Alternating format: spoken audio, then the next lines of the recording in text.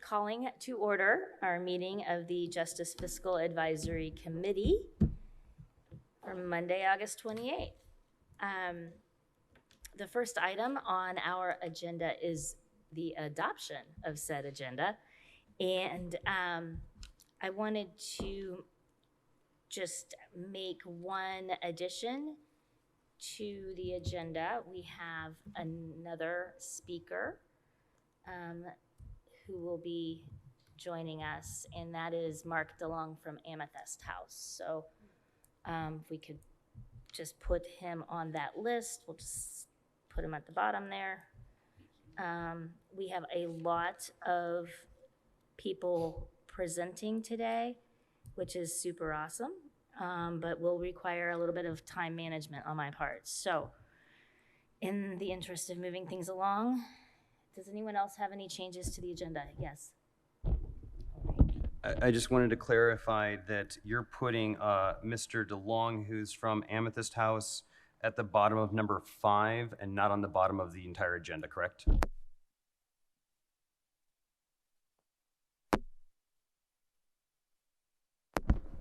Hello? There we go. Yes. Goodness, it's not a good start. Any other changes? No. All right, all in favor of this agenda, say aye. Aye. Aye. It's like a song. The next item is number 3, recap of discussion on diversity, equity, and inclusion. I thought, had a good meeting talking about the various ways in which people are included or could be included. And I want to turn it over to my esteemed colleagues for sharing any recommendations that they might have taken from our discussion. Did you have any? No. Again, I thought it was a really good meeting. And for those who haven't had a chance to look at the NAACP study, to go ahead and do so and read it. It's very enlightening. If you look on page 2 of today's agenda, I tried to gather as many of the fiscal recommendations that I could from that conversation. And of the 4 bullet points, we're already doing all 4 in some capacity or another. That doesn't mean that we don't need to, a member of our public just held up their single page of the agenda in the packet on page 2, excuse me. Maybe we can get some of those printed out. Anyway, the DEI recommendations from the last time were gather more data, examine justice system processes for implicit biases, fund diversity training for county staff, and designate individuals from Monroe County government to work closely with the NAACP to analyze data. That seems a little sparse to me. It seems like we could be doing more. If you have ideas, suggestions, please email those into the county court, the county council office, and we will also be working on that as well before our final meeting. Thank you. Are there other things that folks around the table here recall from our last meeting or want to add to the list that Peter has just recited? Okay. If you think of anything, feel free to jump in at any time. So today, if you'll recall, every time we meet, we talk about a different intercept using the sequential intercept model for looking across the systems in our community from before someone may enter into the justice system and including after they have left the system, and all kinds of variations of travel through and around that system. Today's focus is treatment, and specifically the question being asked as our guiding question is, what investments can County Council make for the construction and operation of treatment in Monroe County? And before we get into the presentation component, I wanted to talk a little bit about what treatment means, because that's a very big concept. And I feel a little bit sometimes like we can talk at cross purposes if we're not being specific about, for instance, the setting for treatment. That can vary widely, whether we're talking about treatment in our jail, which we do have. Another type of secured facility, theoretically, would be another setting. There are numerous community-based settings, and I wouldn't presume to be able to describe them all, but there are lots of settings in which treatment occurs. There are different therapeutic approaches. There are, of course, different diagnoses, treatment for what.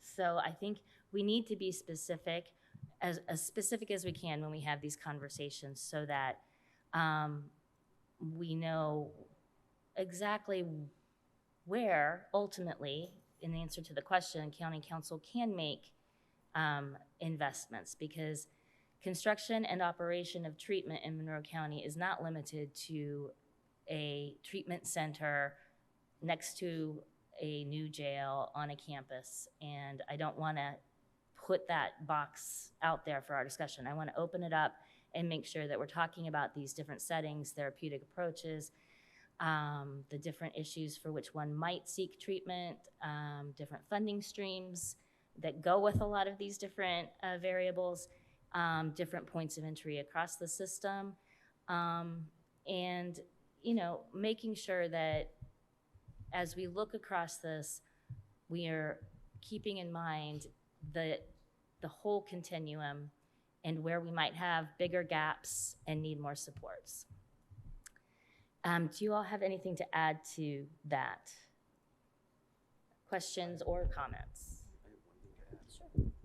So as always, the conversation today will be difficult. We're going to be covering a lot of topics that relate to mental illness and substance use disorder. There will be some difficult things talked about. So if you or someone you know is struggling with these issues, please seek help.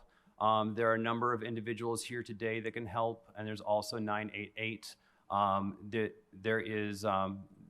This is an opportunity that we think is important, that we can try to address some of these issues. But please, if you are struggling with some of these, please do reach out. Thank you. Thanks. Does anyone else around the table or Councilor Crossley have anything to add before we jump in? Okay. I wanted to acknowledge that we do have Mayor Hamilton, Beverly Callender Anderson, Penny Githens, Karen Renbeck, and Isabel Piedmont Smith. I was looking to see if maybe they're also here, but they're online joining us via Zoom. So I'll ask my colleagues to keep me aware. I'm trying to monitor if anyone online raises their hand or wants to participate more directly. That said, let's move to the presentations component. We have 6 people slated to present, and if we have 10 to 15 minutes each, that's an hour and a half, which should be good. I mean, it gives us some wiggle room. So that'll be my guiding principle. But the first person I have on my list is Becca Straight from the Community Corrections Office. Oh, yeah, come on up, both of you, please. Welcome, Mr. Malone and Ms. Straight.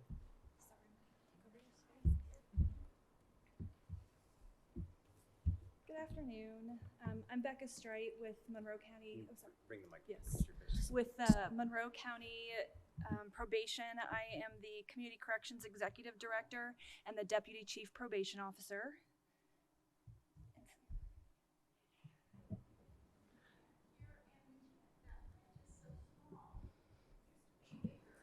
TSD, can you adjust the captioning box on this, the display? Can it get any bigger? Really? Well, that's very disappointing. Well, I will remind everybody, if you could do what I'm doing when you talk. I have to remind myself a lot, but feel like you're really uncomfortable up here close with the mic. Yeah. My name is Steve Malone. I'm the Problem Solving Court Director for Monroe Circuit Court Probation for Veterans Court, Reentry Court, Drug Court, and Mental Health Court. So we are here just to give a very abbreviated explanation of how treatment and community justice or court-ordered individuals interact. Again, keeping in mind that probation and community corrections are all one unified department. So if you hear me say probation or community corrections is all the same. Probation officers, when we hear the word treatment, we think of all sorts of treatment that a client might need. It could be substance abuse, mental health treatment, treatment for sex offenders, treatment for domestic batterers, trauma, medicated assisted treatment, and even, we don't consider this treatment, but even the need for halfway houses, transitional housing while people are participating in treatment. The probation department is a certified court alcohol and drug program. So the state of Indiana, through the Indiana Office of Court Services, certifies counties that meet the standards to be a court alcohol and drug program. They certify them for 4 years. It's a rigorous certification where members of Indiana Office of Court Services do come to our office and look through our caseloads, look at all of our documents about why we sent a certain client to a certain type of treatment. They check our paperwork to make sure even all the signatures and dates are on there. They actually also interview clients and probation officers and staff. We were certified just this spring. Again, we've been certified for several years, but just got our renewal this spring. Again, it's good for 4 years. In addition to being a core alcohol and drug certified program, all of our adult probation officers are also considered court substance abuse management specialists, or CSAMs, as I'm going to shorten it to. So again, that's court substance abuse management specialists. Within 2 years of being hired as a probation officer, we are required to complete several trainings, a practicum, and pass an exam in order to be certified as a CSAM's probation officer. Once we receive that certification, we're able to do things like assess individuals for treatment needs, not make a diagnosis, but we are able to assess what someone's needs are. We can make referrals for treatment. We get lots of training in things like confidentiality, ethics, drug identification, case management, all that stuff. And then to maintain that credential, there's a certain number of hours that we have to interact with clients on a regarding substance use, and that just comes naturally with the job.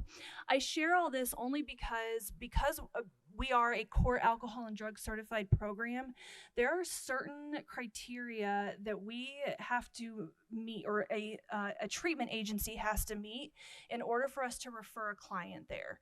So if a client is on probation, court ordered, and the court puts on the probation client's order, participate in treatment as directed, or follow a case plan, that's our number one clue that the court is expecting some sort of treatment plan. The places that we can refer a client for treatment has to be, there's a vetting process, but they have to be within the network approved by the Division of Mental Health and Addiction, or DHMA. DMHA. So I say that only because we have had agencies reach out to us and say, hey, I've started this treatment program, or they put treatment behind the name of their agency. Unfortunately, it might be a great facility. Unfortunately, we cannot use them unless they've gone through the certification process that allows us to make that referral. There is a vetting process, so once somebody even once they've been approved by the Division of Mental Health and Addiction, our core alcohol and drug director will go and actually visit these agencies. He will observe, he will talk to staff, if the agency allows, he will talk to participants. And then he also meets with them to make sure that all of our needs are going to be met, as far as the agency being able to provide us with real-time information about a client's participation there, also letting us know the client's successes, as well as if a client leaves or is not participating anymore. The other thing I want to point out about treatment when it comes to court-involved individuals is that it is a lengthy process. So not only are we talking about having to wait for a client to get through the court proceedings, once they're sent to probation, there is a full intake that we do on an individual, where we're actually interviewing them up to 2 hours. We're doing a risk assessment, a needs assessment. And then that's where our CSAMS certification comes in, where we're able then to make a decision about what type of treatment somebody might need. And again, we're not talking just substance treatment here. We're talking mental health, sex offender, battery treatment, or a mixture of any kind, co-occurring, anything that you can think of. If a client has received treatment while incarcerated, we are also still required to do a full intake and assessment on a client, and still send them for a full evaluation to an agency, whether that be outpatient, inpatient. So we acknowledge treatment within the system, or within the jail or the prison. We absolutely appreciate that and acknowledge it, but we are required to follow up with an outside agency under those DMHA rules. One other thing I want to share is that when we talk about treatment with clients, at least here in Monroe County, we do not consider treatment a punitive sanction. So we are not ordering the courts are not ordering treatment, and we are not ordering treatment solely in response to noncompliance or a violation of probation. If a client is in violation status for something other than committing a new offense, before that client ever gets back to the court, to the judge, our probation officers are expected to do treatment modifications with the client, where they're doing a new risk and needs assessment, where they are speaking with the current treatment agency to get information, to see about progress, see about where the hiccups were, and then work with that treatment agency to make changes to that client's individualized case plan. The reason I bring that up is, again, just to highlight that somebody who is involved in the justice system when it comes to treatment, that is a long process. If their sentence on probation could be 2 years, and that full 2 years they could be involved in treatment, especially if it involves co-occurring or multiple different types of treatment needs, inpatient to outpatient to aftercare, factor in relapse into that, and they might have to begin the process over again. They might also have bounced from treatment to treatment agency just to find the best fit for them. There are, of course, a number of individuals who seek treatment outside of the justice system, and I do want to acknowledge that. But I was asked by our judges and our chief just to bring some context to what we are required to consider when we talk about treatment for the clients who are on our supervision. Thank you. That was a lot of great information. I would like to see if there's anyone at the table here who has questions. You all probably know more about how they work than I do, so go ahead. I don't know, does it make more sense for me to ask questions now or wait till you go, Steve?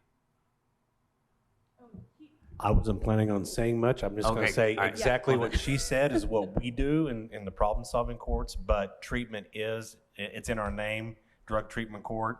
They have to abide by all treatment recommendations that Becca described before, and our programs are generally 2 years in length. and they may be in treatment the whole time. But again, we pretty much, what she says is what we do. And that we do medically assisted treatment as she described with methadone, Suboxone, or Vivitrol. And we also, if somebody is in violation in one of our programs, we do sanction and incentivize them if they're doing well. And we don't sanction them for necessarily usage. We do what's called a therapeutic adjustment, which is we go back to the treatment provider and discuss with the treatment provider, counselor, case managers there as to what other avenues we have available for them. So just to kind of clear that up a little bit. Sure. So I think then that brings to the forefront of my mind, what are based on your experience, and both of you have quite a few years of experience in this field, what are the barriers to treatment that individuals are facing here and of course this body exists to make fiscal recommendations to the county council. What barriers are existing right now? Cost. So we, unfortunately, the clients have to pay for any treatment services on their own. We are not in a position where we can help with the cost of that. We, of course, try to hook clients up with insurance navigators to work through that process. There are a couple other programs like Recovery Works out in the community, but the cost, just simply resources, where to send clients, not having enough beds, not having enough space, severely lacking in detox options to help clients who need that initial help just to get substances out of their bodies. Transportation, daycare, I mean, you name it. If it's something that's preventing a client from probably also working, going to school, taking care of their kids, the same barriers apply for treatment. And then a follow-up question is, what's the scope of the service that you're providing here? Are we talking about dozens of people? Are we talking about hundreds of people? And if you don't have the exact number in front of you, a guesstimate would be helpful.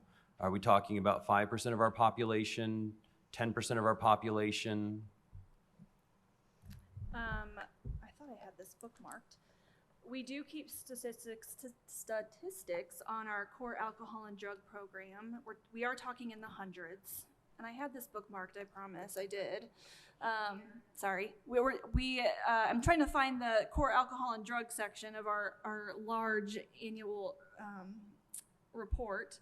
But we are talking about in the hundreds, clients in the hundreds, where we are referring clients to treatment. And that annual report that you're flipping through right now, is that available publicly? Yes, it is on the probation website through the county government website. So if a member of the public was curious about a certain statistic out of the community corrections department, they could look that up through. Yes. Excellent. So again, the scope is the hundreds per year. Yes, per year. That's kind of the range. Okay. No more questions for me. I did have a question, but it looks like Leah Scott has her hand up. Yeah, my name's Leah Scott. I'm with Recovery Works Martinsville, and I just want to say thank you for your presentation. I know at the treatment level for substance, we have noticed that when our patients are referred to you guys or court ordered, it's kind of cool, and information that we have gathered is the outcomes are the same. So whether a patient comes on free will to treatment or whether they come because they're court ordered, we still get the same outcomes. So in the beginning, I know a lot of people might think, oh, they're court ordered, they're just going to do it because they have to. But it's pretty cool to see that the end result is if they're serious about treatment, they make it through the program. So it's kind of cool. I like them whenever they're court ordered. And it's on our side, it's interesting because a lot of times patients will come in and they'll say, well, I have to be here. And I say, yes, you do, but you have the choice. You know, you're choosing to come here, you're court ordered, or you can go to jail. But, you know, preferably I would go to treatment and get help. And we really, from our end, that's how we work it, to say, you know, you have the right to leave at any moment. You're in charge of your future. But again, they want you to get help. So do the treatment option. And then that prevents from landing in jail and just starting the whole cycle over again. So thank you, thank you for everything you guys are doing. But we love the outcomes are still the same. And so it's really cool when you guys refer in. You're right, beds are tough right now. So she's not wrong in that. But yeah, once we get them in treatment, if they're serious about their treatment, it works. So my question is, I want to go back to barriers, because time and time again, we've heard in various meetings that there's a lot of things related to barriers, and the biggest thing is cost. So when you mentioned that, there are clients that are having issues with, the cost, I guess my question would be, what percentage of clients are you seeing that are having this barrier with cost, if you know? I don't have an exact number for you. It really depends. So some of the clients, it really depends on what kind of treatment and how long we're talking.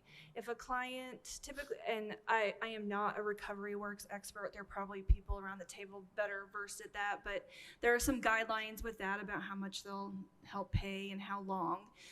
If a client can get their insurance or recovery works to help with most of it, then it's great. If a client, especially our clients who do have a pattern of getting into treatment, maybe leaving for whatever reason, relapsing, and have to go through the process quite a bit, that can be difficult. I know that the majority of our clients are in some sort of do have some sort of cost concern, not just for treatment, but for anything. And we do work really hard with them to help prioritize for them where their money goes. So while they do have court costs, we know that treatment is the more immediate need, and we will put court costs and probation fees off to the side and say, please put some of your money towards treatment and getting that assistance first.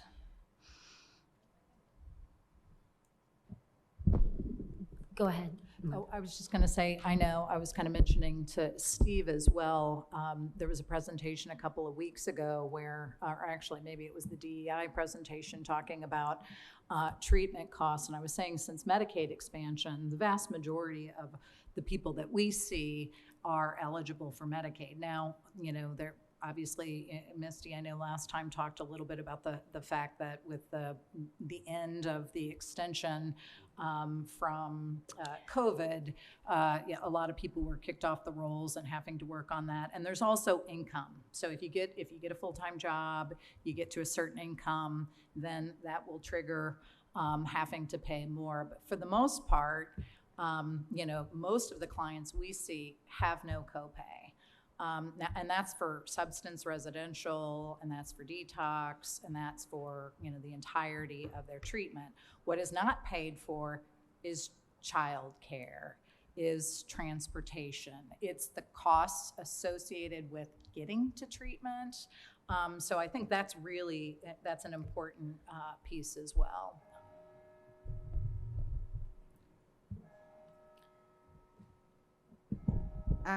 So I guess I have a couple questions. So is pretrial release part of community corrections as well? Yes. Okay. That would be a yes. Okay. Sorry, we're like buddies here. What is the average cost of adult probation? What is it? I don't know that I can give you an average cost, but I can sit here. There's court costs associated with it, depending on if you're convicted of a felony or a misdemeanor. That makes a difference in what monthly fee you get charged. There are drug test fees if you are on any type of electronic monitoring or alcohol monitoring. There's fees for that equipment. Core alcohol and drug, the core alcohol and drug program also charges a fee. If your offense had to do with alcohol or drugs, so like a drunk driving offense, there is a fee for that. So I could not possibly give you an average at this time. I was just curious too, with problem solving court. I have many friends who are in problem solving court. I have many friends who have completed successfully problem-solving court and doing well in life right now. I do have, I wouldn't do justice to my friends if I didn't talk about this, because the cost for problem-solving court is pretty substantial, correct? It can be based on the length of time in the program, yes. They are charged a fee to participate in the 2-year program, and then they're charged during screen fees. We do, or I do, as I just did last week for the council, we get grant money through CARES, and we also do grant money through Indiana Office of Court Services. We ask for money to reduce that cost. Our lab screens that we send off to the lab are a little pricey, but I can offset some of that by getting these grants and doing only charging the offender or participant, 3/4 of what they would pay for a regular screen. We also do, speaking of transportation, I also write a grant to get money for bus passes for monthly bus passes as well that we hand out to those participants in our program that are in need of those bus passes. Also, so the cost of those associated drug tests, the ones you send off, I believe, are $25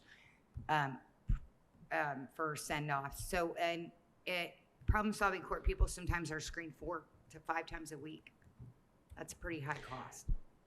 So, not to get to prolong this, but Yeah. there's a method to the madness as far as how when somebody comes in, when they're initially in the program, they're in phase 1. They're coming into day reporting every single day of the week, and they have a 100% chance of being called in for a urine screen every single day. However, we have it built into our system that there's only a percentage amount of time that they get screened. So those that are early in the program get screened a lot more than those that are in the latter phases of the program. So after about 6 to 9 months, those types of tests diminish. I don't know how much, but it's done on a random basis, and evidence-based practices and all the data and the studies that have been done on problem-solving courts show that if they have the ability, if they know that they have the ability to be tested every single day, the results are much better. So we try to keep it to a minimum as much as we possibly can. So when I was talking about the grants, so those screens that you're talking about, I write a grant for what we call instant cups, where we get the result instantly. We don't send it off unless it's positive for a specific substance. We don't charge them extra for that, and those are $10. Okay. So we try to offset it as much as we possibly can. I'm not gonna lie, yes, it can be expensive based on the amount of time in your program, but a point I've made on several occasions is if you're not out using, you're going to save money because you're not spending that money on your substance. Now, enough to offset what you're charged, I have no idea. It's just really difficult because sometimes, I think that we are living in Bloomington, so the cost of living for your clients is astronomical already. And the quality of jobs that are offered to people like me and folks who are in problem-solving court is pretty low.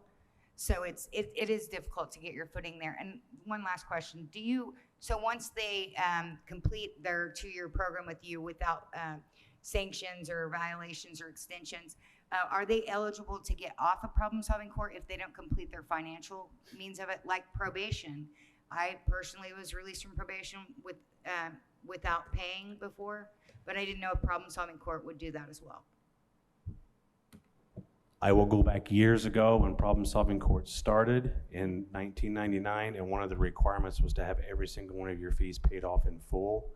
I will tell you that's not the case anymore. Okay. Based on their financial situation, what they went through, what they have available, what we think they may or may not be able to do based on disability, other stuff, we have waived those and put them on the judgment docket, but still allowed them to successfully complete the program and have their charges dismissed. That's awesome. Thank you so much for your time. Any other questions from around the table or online for our community corrections and problem-solving court folks? I think one other comment, Steve, is just to talk a little bit about the team impact of the problem-solving courts, because I think in terms of community coordination and collaboration, it's a really good example of how to ensure that people get all of their needs met. Yeah, we, as a problem-solving court team, meet every single week on Mondays, and we have representatives from the Defense Counsel, Public Defender's Office, the Prosecuting Attorney, Centerstone, Amethyst House, IU Behavioral Health. We have our field officers, our case managers. We have, for vet court, we actually have somebody from the VJO. He's a VJO from the Veterans Administration that also sit on our team every week, and we make decisions based on how they are doing or not doing well while they're in the program.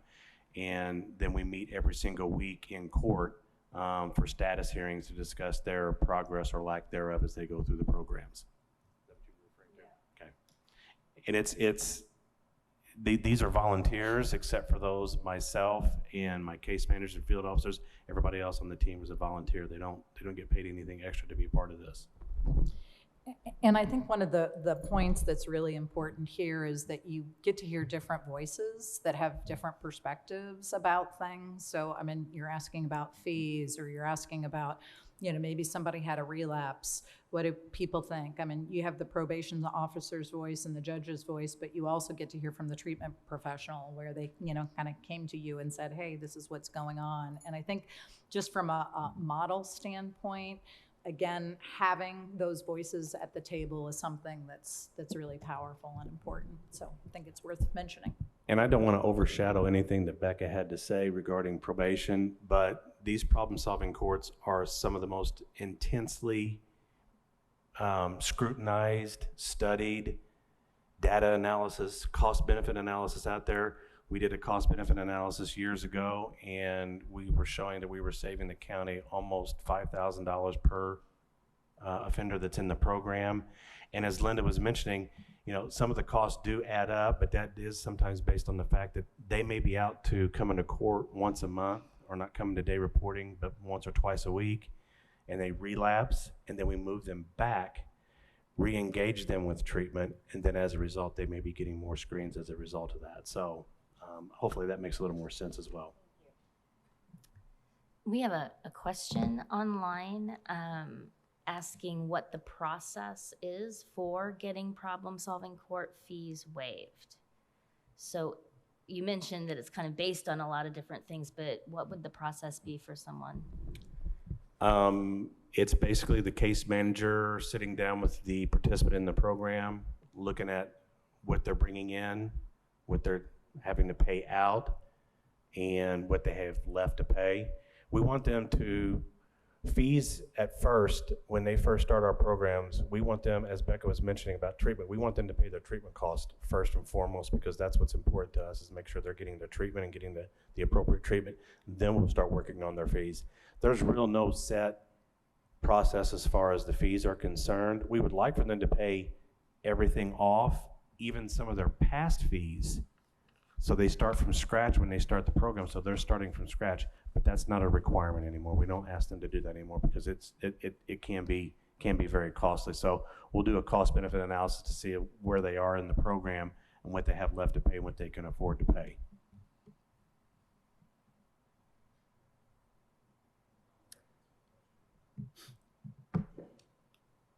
There's a follow-up question from, this is from Jordan McIntyre.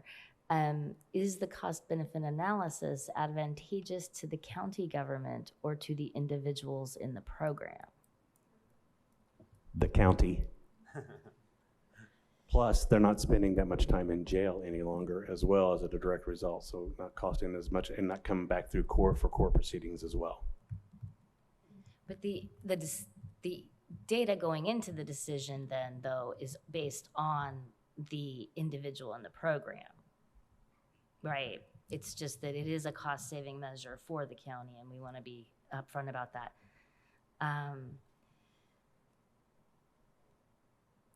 This is a good question I want to lift up. Is problem-solving court at capacity?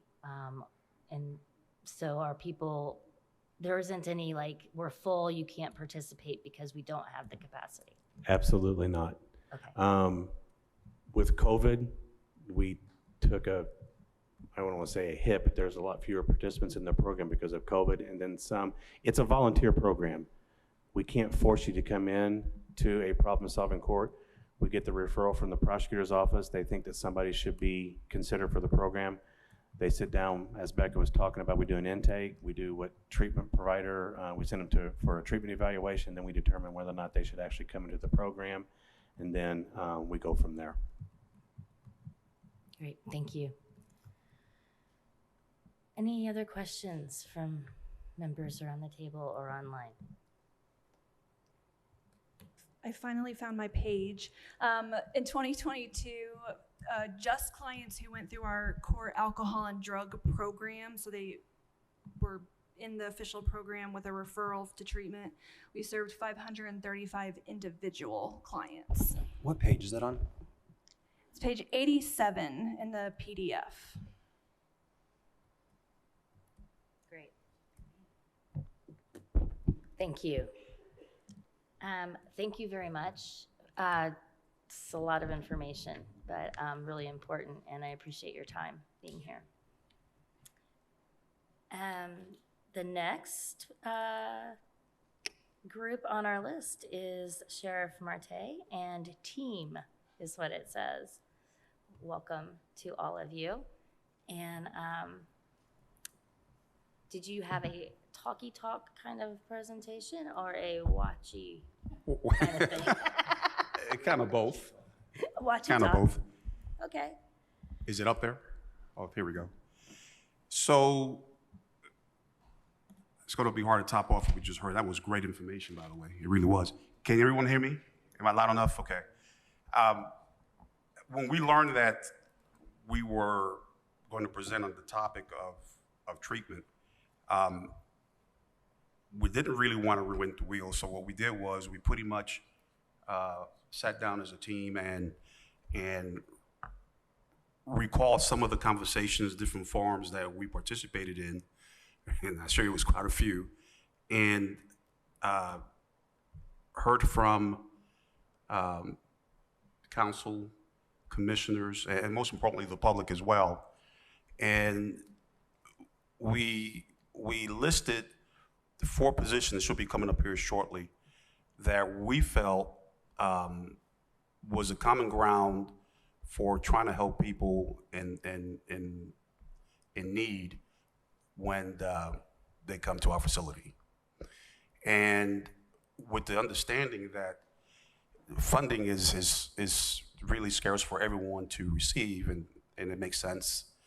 So we were trying to think of a bare minimum as far as the positions that we're going to show you here shortly. You go ahead and go to the next slide for me. We thought of additional qualified mental health professionals. And the reason why we're trying to find people and help people where they're at. And the numbers for us is just growing dramatically. By the time they get to our facility, I mean, you're hitting rock bottom.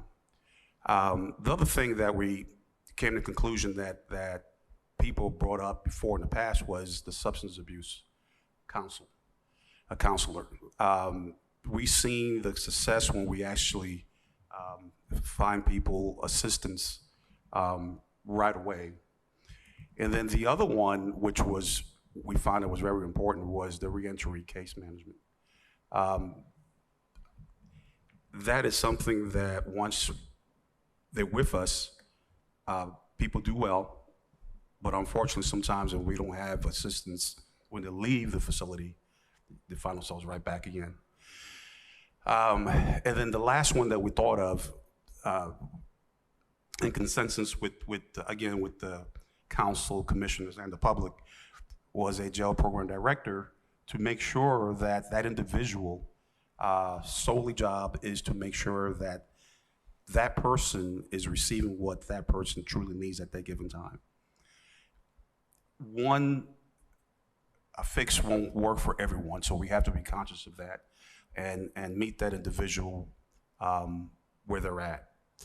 So, because right now I can tell you that, not only are we understaffed, we're not being proactive where we know we can be. We've been here now for over 7 months, 8 months, and I can tell you that is an eye awakener for us, because we do know, as we talk to people, as we make their environment in the jail different and try to make it more humane and there to actually serve and help people, not to come back again. But I could tell you that at the rate that we're going is very difficult, because these are the bare minimum that we need to try to make a dent so people won't come back.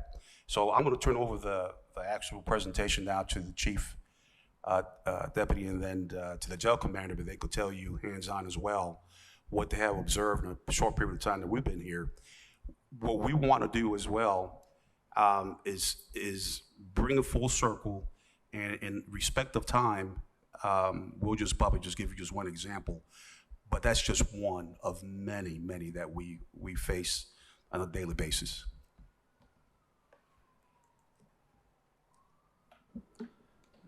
So what Kyle and I are going to do here, we kind of broke this down into, let me back up here. I think a lot of times when we all meet, we kind of get lost in, it always goes back when we're here about the new jail, about the new jail. And this, on the agenda, it's treatment and construction. So we understand that this is, what we're going to talk to you about is some things that we want to incorporate into that new facility. But I also want you to keep in mind, as Kyle's talking here, is that many of these things, if we have the resources, we can incorporate right now. And I cannot stress, we've talked about this over and over again, and I'm going to bring this home when Kyle gets done, that, we're probably 3 years out at best, for this new facility. I mean, that's running a fast pace. We can't afford to sit here and go, okay, hey, when we get that new facility, we're going to do all these great things. We got to start right now, because there are lives that are hanging in the balance of those 3 years that may be won or lost in that period of time. So that we don't have the luxury of waiting until it's nice and convenient, and we have the room and we have the space and we have all of these different things. We've got to adapt to where we are right now, with who our clientele is right now, and start making some movement. And I hope we come to a point where we start moving instead of talking. There's just an awful lot of that, and it's a lot of good discussion. But discussion means nothing. And once you finally realize, okay, here's the issues in front of us, what are we going to do? Our whole careers are based on action. We can't afford to be inactive when we engage in our profession. So we probably push a little harder than most. But so keep in mind, please, as Kyle's going through, don't confine it to a new jail. Confine it to this moment and at this time, and then we'll kind of talk about how it all comes together here at the end. When we talk about treatment and construction, we kind of incorporated things that we've all talked about, things that we learned on our visits to other facilities, things we learned through the pony training, and specifically what we're really looking at is how do we deal with treatment in a facility. We've already constructed different ways in our current facility in which we're trying to mitigate that process. We've made a lot of positive strides in doing that, and we can talk about that at the end of this if you'd like. But in terms of treatment and what we're looking at in the construction build, we are trying to incorporate specifically a transitional type facility. As we've all spoke about, we like to get people in and out, but we like to get them focused on bettering themselves and at least giving them the opportunity. So when we talk about a transitional mental health dormitory, this would be pre-evaluation upon initial intake. This would be an opportunity for our mental health professionals to really understand who they're talking to, what programs they're already a part of, and how to direct them through their time in our facility. I think what a lot of jails in the United States specifically have an issue with is you got a person that comes in, you get them evaluated, and then they're in general population, and we we go through that process throughout. And you offer programs and you offer care, but sometimes if you don't take care of that person, as soon as they come in, they may not be open to those programs. They may not understand that path and how to better themselves. So I think with the transitional mental health dormitory, what we're trying to do is post-intake, really get them an opportunity to look at things through a clear view. Specifically, a person that may be intoxicated or may be impaired on other substances. This gives them an opportunity to find themselves before we move them to the darkest places of the facility in terms of what the public looks at it as. We would like something in the new facility, in the construction, located near intake. Somewhere where they're not continuously having to go through that crisis and really have to relive that moment again and again and again throughout their time, so they can have an actual opportunity to really look at and speak to and open themselves up to the people trying to help them. What we're looking at in terms of that is simple as soundproofing for their sake and others. It gives them an opportunity to really kind of ground themselves, because you get lost in the noises or the lack thereof in a jail facility. Sometimes silence in of itself is deafening. We would like it to be located near a mental health dormitory, because it's transitional. If they can get that help, we can get them into the actual mental health dormitory. They can start going through programs and group sessions, and the folks that we bring in for other programs can be involved in there. We'd like to look at the possibility of adjustable lighting and natural lighting and sound and ambient music or things like that that we've all talked about. You want to touch on that at all? The mental health dormitory in and of itself is a more, I don't want to say permanent placement for a person, because as you guys that know the jail and know programs and know treatment, you can go up and you can go down, but it's never just stay. It's something we want to be open to and bettering themselves. It's the same as the transitional mental health dormitory, but again, this will have specific programs involved through our social workers and through the other positions that we talked about. You know, something as simple as adjustable lighting. You know, we were taking a tour and just talking to the inmates as we do on a regular basis. And one of the residents said, you know, the flicking sometimes of lights or too much light causes me to have my epilepsy attack type of deal. So that's important for people like him. So we moved him somewhere where we could adjust the light so that individual could rest. Because if someone is tired, angry, confused, not on the medication properly, something as simple as sleep means a lot. So that's the reason why we put that up there. The next one you're going to see where it says sound and music. The first time I heard that, we were talking to one of the caseworkers, and the light bulb went off. I never thought of that, because some people, particularly the artistic, music kind of calms people down. So we want to be able to provide that, because every individual is very different. So these are the things that we're talking about, thinking outside the box, that we, as the chief mentioned, could try to incorporate right now. Because I tell you, just imagine if you have a family member or loved one that for whatever reason, God forbid, ends up in that establishment. I like for us to have all the tools that we could do right now. And I see people, you know, suffer because we're not doing it. And these are actions that we could do right now. So when the chief mentions, bear with us, that we're of the culture in our line of work that when people need assistance, it's just hard for us to just slow down. You know, we're used to, okay, if we can help you and we got the tools, let's get it done, let's do it. So I do appreciate your understanding a little bit why we push a little bit more, because we're looking at people's lives right now. Specifically about these things, you'll see adjacency is something we really focused on, and we look at a new facility.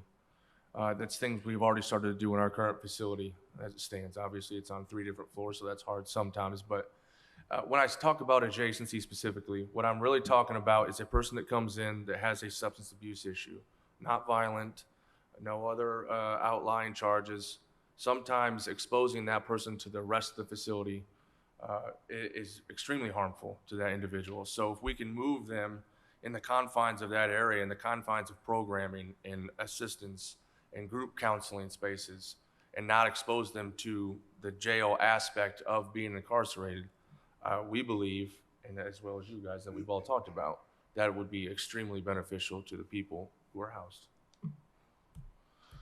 We talk about additional mental health space. We're talking about offices, record space, individual counseling space, group counseling space. Again, these are all things that we've all spoke about, but these are things that we believe, especially through the pony training, that are extremely important to that process. What we're really looking at in terms of what the research that we've done on our side is a medical type dormitory, but that incorporates more than some people may think about. Again, reverse negative airflow. A lot of facilities have it. We only have one cell. And if you're not sure what that is, it's really just an air system isolated to one area, to one cell that doesn't recycle the air throughout the entire facility. When you think of sickness and things of that nature, those are things that we really have to keep an eye on. But one thing that we are, I don't want to say adamant about, but we believe is very important, is we've had 3 inmates now who were pregnant when they came in, one of which gave birth while incarcerated in our facility. She was released to give birth and brought back through the courts. But what we really thought about was what she would go through when she returned, being without a child and just giving birth and being thrown right back into general population. So we tried to find a place for her that would be a transitional type cell. But we believe it would be important in a new facility to have a post-pregnancy quiet space or a lactation space if that's what she wants. We offered her that opportunity. She did not want it, and that's her prerogative, but we believe that it was important at least to give her that. Special needs cell, when Penny specifically talked about the silver rating, Penny Githens, these are things that are required when you talk about medical dormitories, is a cell, at least one, that accommodates a hospital bed. And when I say accommodates, it means fit through the door. Our doors are a lot smaller than a hospital room door, obviously. And to get that silver rating, to get to that level, you got to have things such as special needs showers, restroom facilities, higher toilets, handrails, wide entry showers. Those are all things that handicap accessible people need. And we have very few of those cells in our facility now. We have people incarcerated in our facility that are confined to wheelchairs. It's not that uncommon. So right now, it's quite pitiful, quite frankly, to have folks in that position there, and we're struggling to give them the basic needs they have just to be able to go through daily life in a humane manner.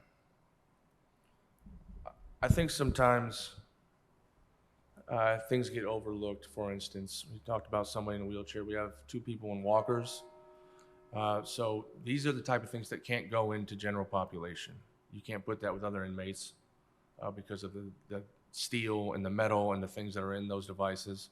So you have to find additional housing for these people. For instance, there is one person, without getting too into it, because, I mean, we don't want to give people's because of HIPAA, but he has a catheter. And these are things that need to be changed multiple times a day. Medical changes it, but the jail staff themselves have to handle it. And we're not specifically trained for those type of things. These are just things that are thrown onto the facility that we have to deal with on a daily basis that sometimes get lost in the amount of work that the correctional officers actually do. When we talk about additional medical space, just as in mental health, we're really looking for records, staff office space, a dental examination room. Right now, we just run it out of basically a closet inside of the jail. I think that the dentist was here, she was actually here today, and I think she saw 31 inmates. Some of these are tooth extractions. Some of these are just general evaluation for possible surgery, things of that nature. But really more specifically, the need for additional padded cell space, observation space. We have one currently in our facility.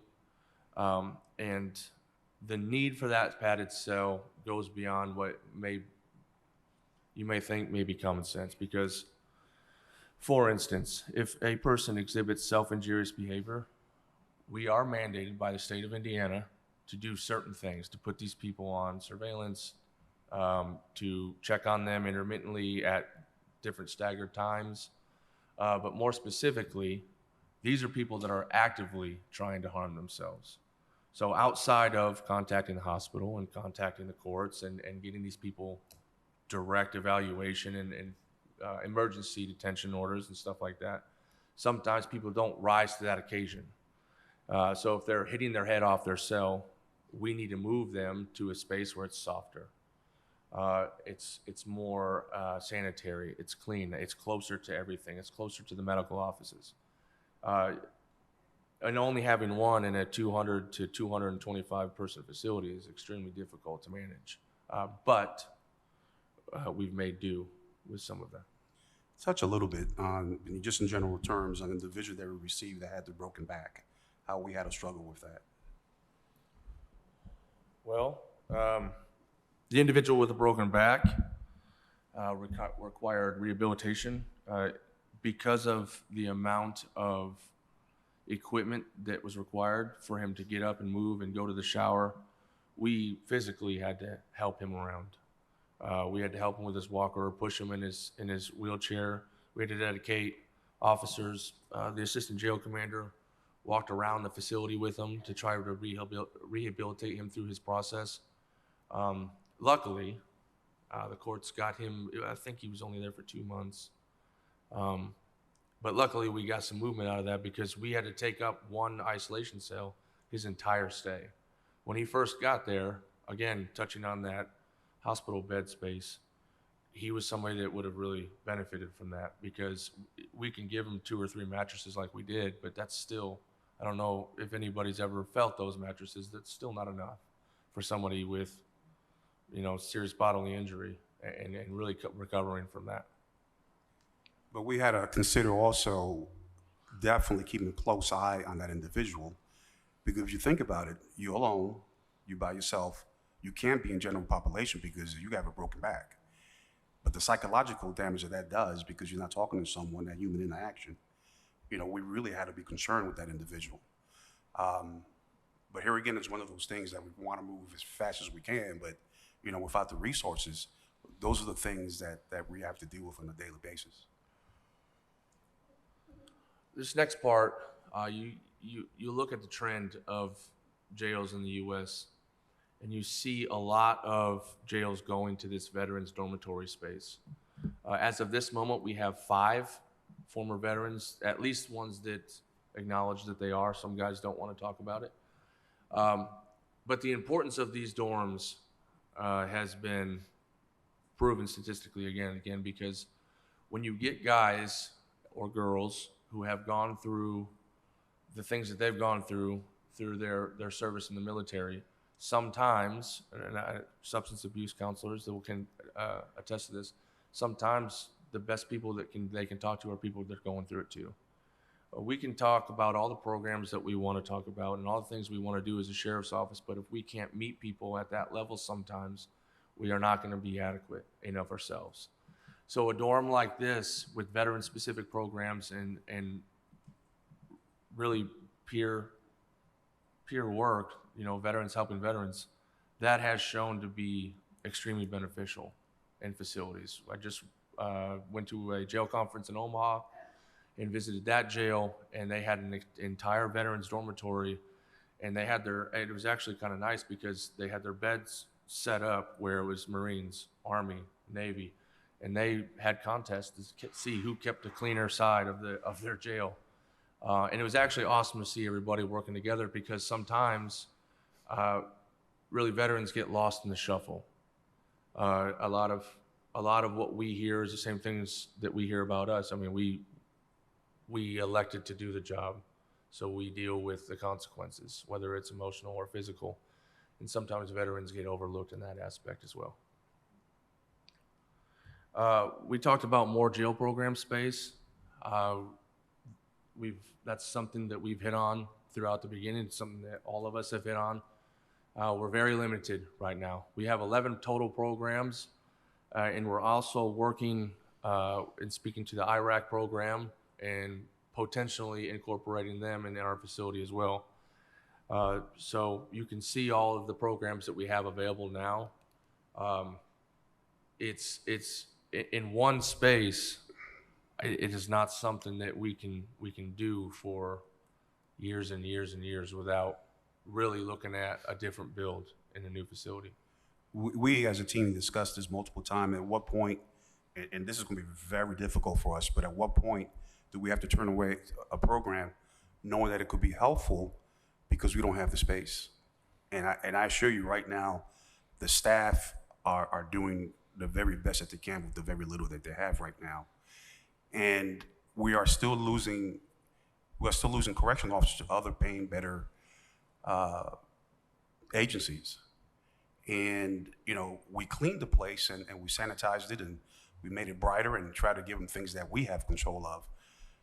But we cannot do the job that we want to do, and we know we could do a better job at the rate that we're losing people right now. And that's very difficult for us to tell someone you can't better yourself because we can't pay you more. That's very difficult. So we're doing the very best that we can with what we have right now. I don't want those numbers to reduce, but without the staff, there's very little that we can do at the rate that we're at right now. I think sometimes what gets lost when we talk about space is time. With 11 programs, and that's outside of the religious services that we offer in one room, which can fit 15 to 20 people max, I would say. I think sometimes what gets lost is that we have breakfast, lunch, and dinner. Those serving times take probably 2 hours each. There is no movement typically in the facility during that time. Courts run during a certain time. Different programs like GED and ServSafe and things like that, they have a specific time in which they come in. But that means, for the most part, 9 programs are fighting for the same time slot. So typically, what you're going to see, especially from volunteer programs, that person works a job and then comes in and volunteers their time at night, is we've got a time slot from 6 p.m. after dinner trays, to about 9 or 10, depending on how we want to do it. That's 4 hours. So we've got to fit throughout the week 11 programs into those 4 hours a night. That's without following the Indiana jail standards and allowing for religion and allowing to do their research for their case load and stuff like that. So really, going to the next slide, we've got our chaplain, and then we've got 6 other church programs, religious programs, because we have to meet, depending on the inmate, they have specific religions.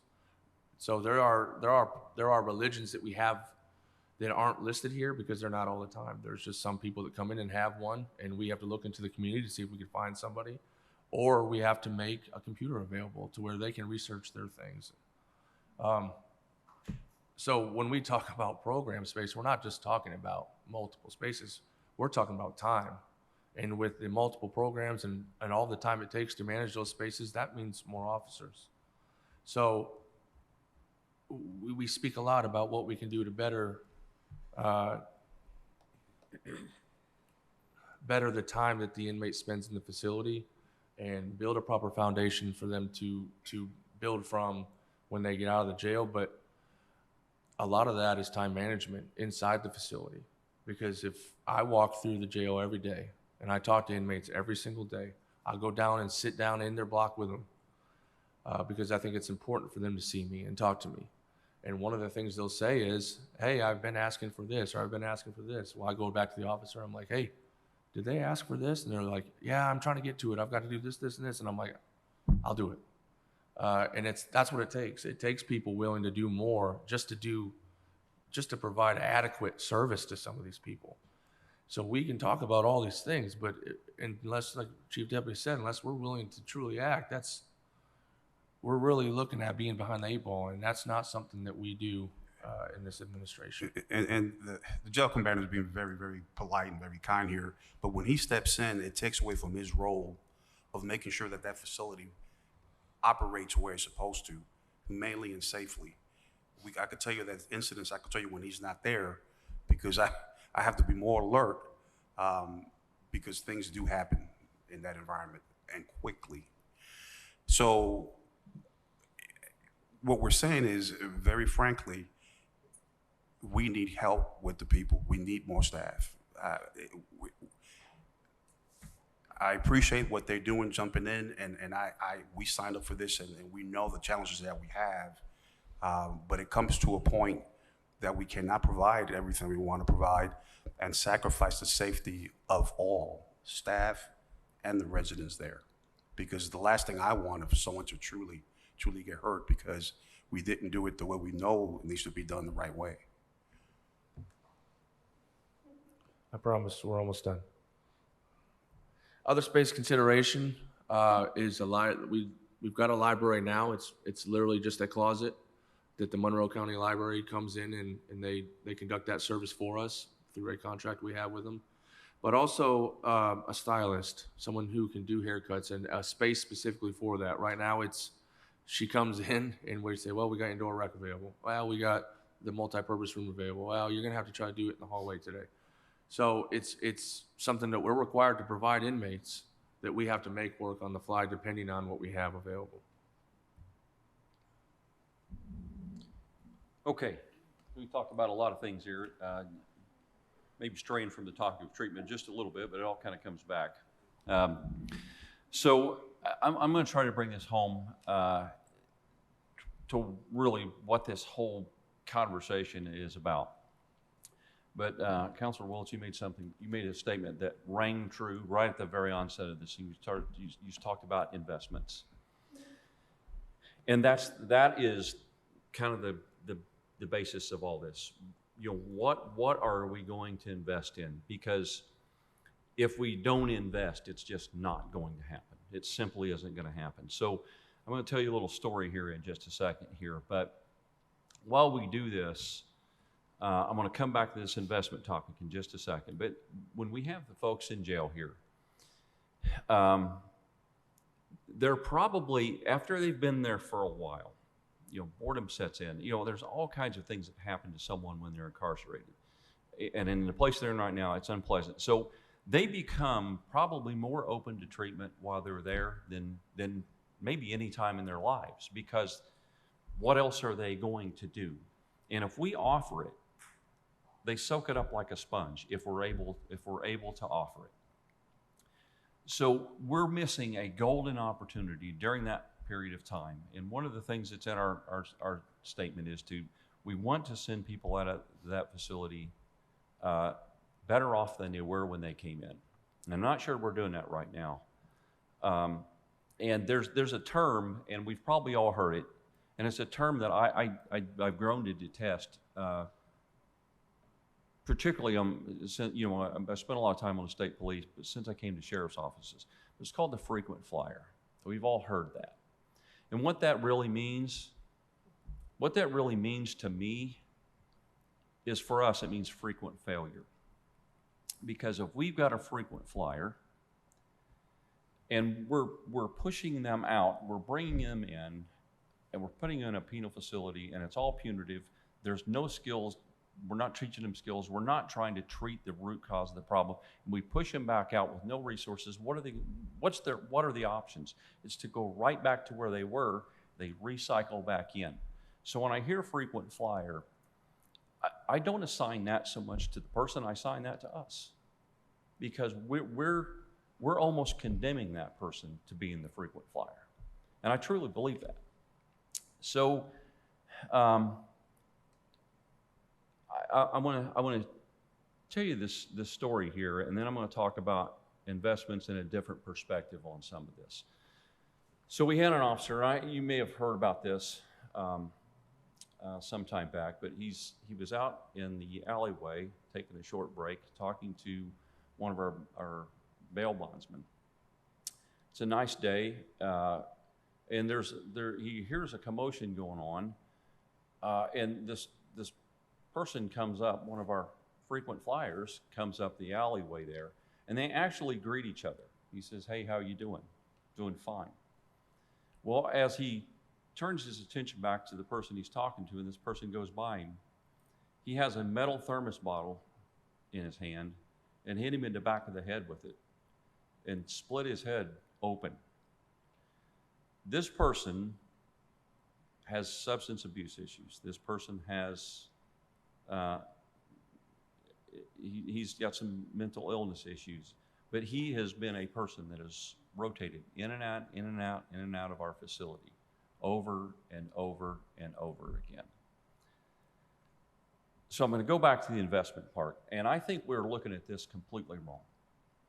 We look at the cost of treatment. What's that going to cost? And we'll hear this, anybody that's going to present to you is going to talk about the cost of doing this and cost of doing that. What about the cost of not doing it? I think that's where we're at here. We need to look at the cost of not doing what we know we should do. So we've got to reach down, we've got to find it. There's a lot of smart people in this room. There's a lot of smart people in this community that are vested in this community, probably more so than any place I've been. So I'm going to show you this picture here, and I'll close with this. Go ahead, show the picture. This is our officer. The back of his head there with 7 staples in his head.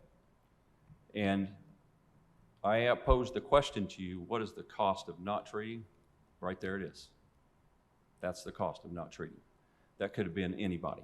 It happened to be one of our officers, but that's the cost. This person that did this because we have failed while we had him in our charge to turn this person's life around. And don't get me wrong, I'm not one of those persons that, he bears some responsibility here. I'm not saying that. I'm just saying that if we have the resources, we have the ability, we have at least the obligation to try to turn that person into not being a frequent flyer, and thus the cost of not treating is going to be more than the actual cost of doing so. Does that make sense to everybody? So that concludes our portion. We wanted to bring it full circle. That's just one example, as I mentioned, and being respectful of time, we decided to show you the most recent one. But our fear is that could have been a whole lot worse. But we deal with this every single day.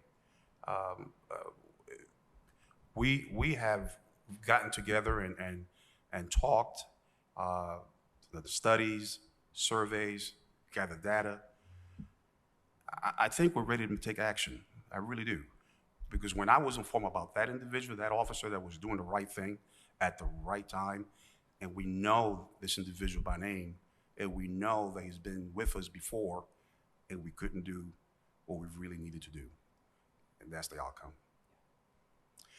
If you have any questions of us, we'll be more than happy to try to respond. Thank you, and thank you for not just taking the time today, but obviously putting a lot of thought and planning into what you were sharing. Appreciate it.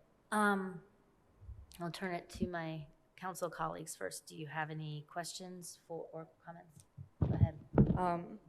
Just in the respect of time, because I know we have other presentations.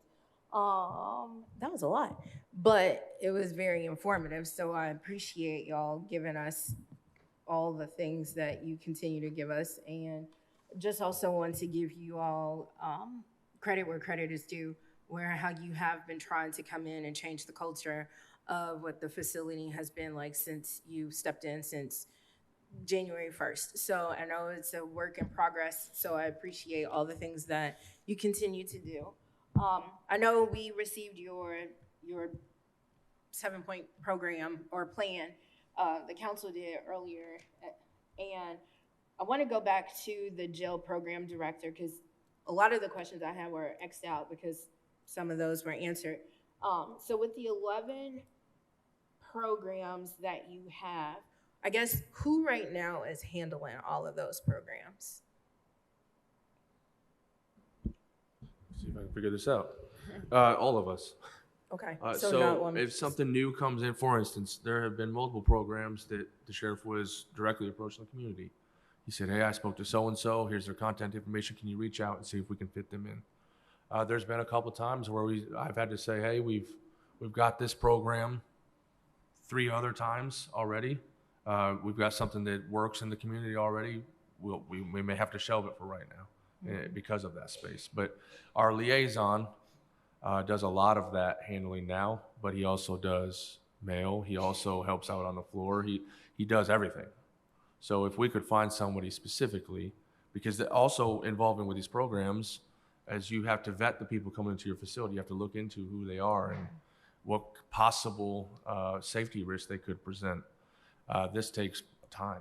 I mean, if we had some instances now where I've been like, hey, I actually know this person. They've been in this facility before. They were extremely violent last time they were here. We may want to give this some time and let's talk again. Okay. Part of the problem with not having someone that facilitates this full time is you lose continuity. And when you lose continuity, you get someone halfway through a program, things get busy, then you drop it off for 3 weeks. You pick it back up, people have lost interest, or they've lost where they're at, they've lost sight of the goal, they've lost sight of the discipline. So it will bring continuity and stability to those very, very important things that you're always looking at the biggest fire. What's the biggest fire? Well, programs may not be the biggest fire for the day, quite frankly. And it always gets pushed to the back, it was what I'm trying to say to you. Okay. Do you have job descriptions written for these positions? We have some, yes, but we're kind of gauging a response before we, went all, at it directly to see what y'all's guidance was for us. All right, thanks. Do you have a question? I was gonna say, or no, you're totally fine. You're fine. My other question is, I saw a lot of Christian religions that come in, and I know you have mentioned before that there are all different faiths. Is there any other religious faiths that come in that are non-Christian, like Muslim or anybody else? So that is predicated on what the people inside the facility ask for, like Muslim specifically. They asked for some prayer rugs. They asked for specific things that we give them so that they conduct their religion themselves. But if they don't ask for somebody to come in and speak to them, they may ask for, like for instance, there are some programs that are available on cable that we provide that people watch every Sunday. It just depends on what they ask specifically for, and we bring that in. Okay. I guess my final comment would be the fact that the cost of not doing it, what you just proposed to us, I think that's a really interesting point, because I think we see that now. We don't have to see it inside the jail. We see that spreading all out. Go down to Seminary Square, you see that there. You see folks right around Walnut Street, we see it there. I live on the south side, I see it there. We're seeing it in every aspect of what we as society has done, have not done, and what we have done to fail some of our community members. It's a shame. It's very personal for me.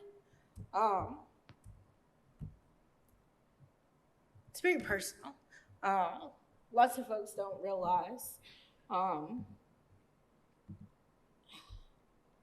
My father passed away 2 years ago on Friday. And my dad was a veteran, so I appreciate all the things that people are doing. My dad was a disabled vet, Purple Heart, Vietnam War, came back in a country where people obviously didn't appreciate that war being happening, and his coping mechanism was alcohol. And for years and years and years, that was his coping mechanism. After treatment, he would go back, do the same thing. Treatment, go back, do the same thing. And this didn't happen here. I'm not from here, I'm from Gary. So he had opportunities for him to get better. And unfortunately, after years and years and years of alcoholism, it took a toll on his body and he passed away. So I get the whole point of what is the cost of not doing it, because we're doing it now, and I'm really sick and tired of us, and we should all look at ourselves and just go, what the hell are we not doing, and why are we not doing it right now?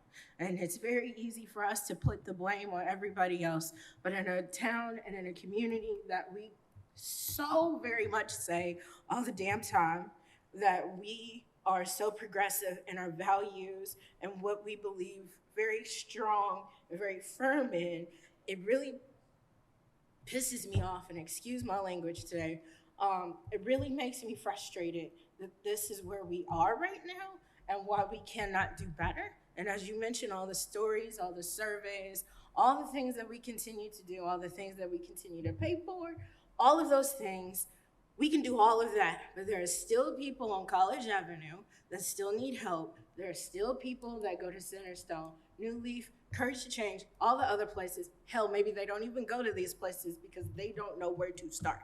And if we start giving a damn about what it is that we need to do in our community right now, I could only imagine what we can do, where we can stop looking at the cost of not doing it and look at the benefits of us investing in our community. So I challenge ourselves and anybody watching, anybody responsible, to continue to hold us accountable. But yes, I am there where you are, and I am frustrated, and it is disgusting to see where we are. And I'm tired of us saying what we can do, what my hands are tied.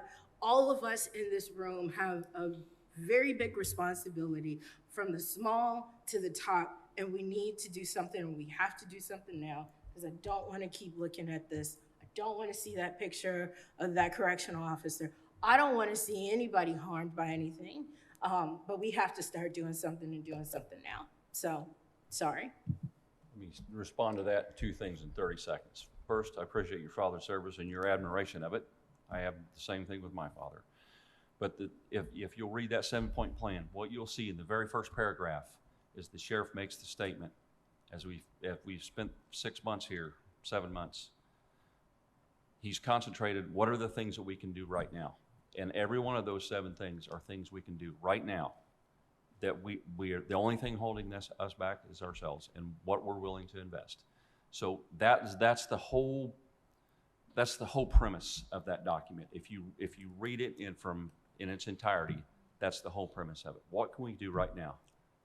The jail's coming, but what can we do right now?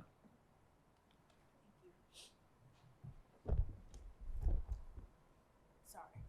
No apology necessary. No apology necessary. I think it's very well said, actually. Would you like to ask a question? I have 2 very quick questions. I'm really interested in hearing our other presenters. But first of all, I'm feeling the feels, but then I'm going to go right back into my head, and I'm going to ask some quantitative questions. The first is, you mentioned dormitory sizes for mental health or transition mental health. What does that look like in terms of bed size? Are these like 10 beds, 20 beds, 5 beds? How big are these things? Well, I think that it's really predicated on conversation. So if we're looking at, for instance, we've got 200 inmates in our facility right now. Well, I think is it 210? Okay, went down to 198 after our releases. So right now we have 20 people in a mental health dormitory right now. Each of these people require a single cell. They can't be housed with other people, some of which don't want to be housed with other people. However, we have a lack of surveillance in that area. It's something we've spoke about before. So if we talk about in a new facility, I think there's a difference between us creating a mental health dormitory and us having a mental health dormitory that's in transition or in, basic program operation. So I really think it's something we as a team through the Pony program, we talked about the amount of inmates, the different security levels, and all the things that have that impact. I think if I sat here now and gave you a number, it would not do a new facility justice. Sure, that makes sense. And Counselor, I think that's where you're going to see we all talked about the transition team. I know it's a big subject of conversation, but that's where the transition team is really going to do some heavy lifting. We're going to analyze it, and that's going to be a data-based, hopefully, decision that transition team is going to provide. I understand, And to be fair to you, Councilman, that for the 3-day training that we had, that was the last topic I think we talked about, determining the size. Unfortunately, you had to leave. I think you had something going on, but that was the very last thing of the actual size of how do we come to that conclusion. And that's one of the responsibility of the transitional team. And that's one of the things that we're finding a little bit difficult right now is because, if we do not have the adequate transitional team to actually think of these things that we're gonna, like you just mentioned, down the road, we could make serious mistakes that we might not pay for it now, but when we're ready for the new jail, if that comes, when it comes, we might have to pay for it then. So it's very crucial that we take this portion, because of the 3 days that we were there, that brought it all home for me, particularly that don't make the mistakes that you made already in the past, because that team is the one that's going to make sure that doesn't happen again. Yeah. I can elaborate a little bit. When this jail was built, what number do you think they had for mental health capacity? 0. It was 0. So just in this time, we've changed this much. How much are we going to change in 30 more years? So I think it's unfair to sit and try to give it, and I know where you're going with that, and that's where we should be at. We should be talking about this. But it's hard to just give a number right now. I mean, we would have to talk to all the different people at this table to even begin to think about what we're going to do for housing. All right, well, maybe we'll come to an answer next week or next time we meet. Tomorrow. September 11th. Just one more quick question here. You partially answered this. There's a perception out there, the reason I'm asking this question, there's a perception out there that if we did not build a new jail, we could open the doors and allow people to leave the jail into treatment. And so I want to address that perception with a series of questions here. The percentage of people on a given day in our jail with a mental health diagnosis is around 10%, 15%? Severely mentally ill, that runs anywhere, on fluctuation between 17 to 22% of severely mentally ill diagnosis based on our medical professionals' assessments. So you've got 10% in the mental health dorm, and then you have another, X number of people out in the other cells or dorms, excuse me. Mm-hmm. Okay. And, okay. I can elaborate on that just a little bit. So of those severely mental ill inmates we have in a facility, they're not just in a mental health dorm. Some people require 24-hour surveillance. So we have to isolate those people so that they can get medical evaluation, mental health evaluation. We're in contact with the courts on some of those people. We're trying to get them into services outside of our facility. And they've actually done a fantastic job in getting these people out of our facility, because sometimes, regardless of what we want to do to help, sometimes that help is beyond our scope. Some people need different type of assistance, and we can provide that in our current facility. All right, I don't have any questions in the interest of time. I just have a quick statement. I work with people who are incarcerated in your county jail, and I have heard the vast consensus is that the conditions have greatly improved for them, and that they do enjoy their time out of their cells. Like when I have been incarcerated in that county jail, we were talking 20-hour lockdowns for the female blocks, right? And also it's really, you know, I like that you're mentioning the fact that the frequent flyer thing, because whenever I would leave there, oftentimes guards who are maybe still employed with you guys would say, "See you later, see you soon," and it was a joke, you know. And I don't know that those guards are still employed there, but I have had experience where a frequent flyer was a joke. So I appreciate you addressing that. Thanks. April. Thank you. I just have a few questions. What current positions do you have that can prescribe antipsychotics, and how many hours are they in the jail? I didn't hear the first part of your question. What current positions do you have in the jail that can prescribe antipsychotics, and how many hours do you have them in the jail? We have one person that can prescribe that type of medication. I don't know specifically if it's antipsychotics, because some of those are forced med orders. A lot of the time, we have individuals who do not want to take it, and without a judge's signature, obviously, we cannot. What was the second part of that? How many hours? So what is the position? It's 4 hours. We have a licensed clinical social worker staff of 2 people, and then we have a mental health social worker specifically who is prescribing those type of medications. It's only 4 hours. I think you have a nurse practitioner with prescription A nurse, authority. a psychiatric nurse, right? And that's 4 hours a week? Mm-hmm. So one of the positions you recommended was an additional qualified mental health professional. Can you tell me how that relates to, especially when we're talking about mental health, one of the things you talked about is having someone evaluated. I'm not sure what position that you have presently that can do that mental health evaluation and then prescribe medication according to the evaluation. Is this additional qualified medical health professional, does it cover any of those tasks? Yes.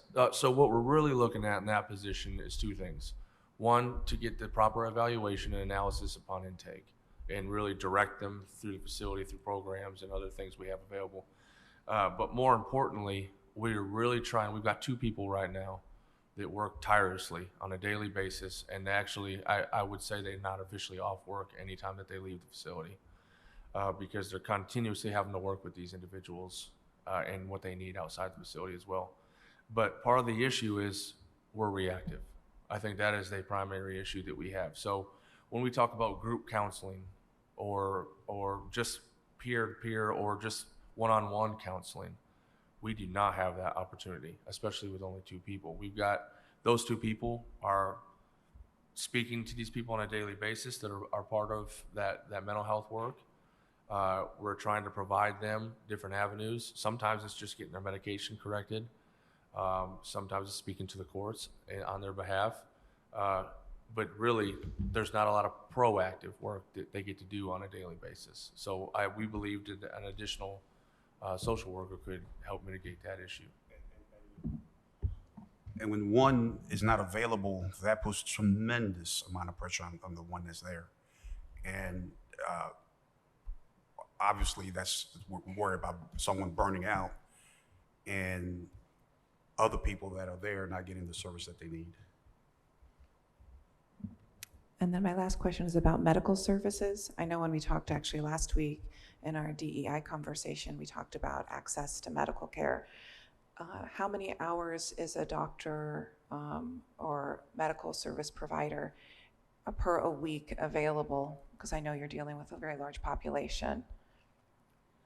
I mean, for the amount of services you're talking about, checkups for things that might be infections, emergency urology, gynecology, daily types of needs and emergent situations that you're dealing with. I was just wondering how many hours are we talking? So we have 88 hours of pay period available to us per our contract, but we have those people available on a daily basis. So a doctor specifically is only typically utilized when needed.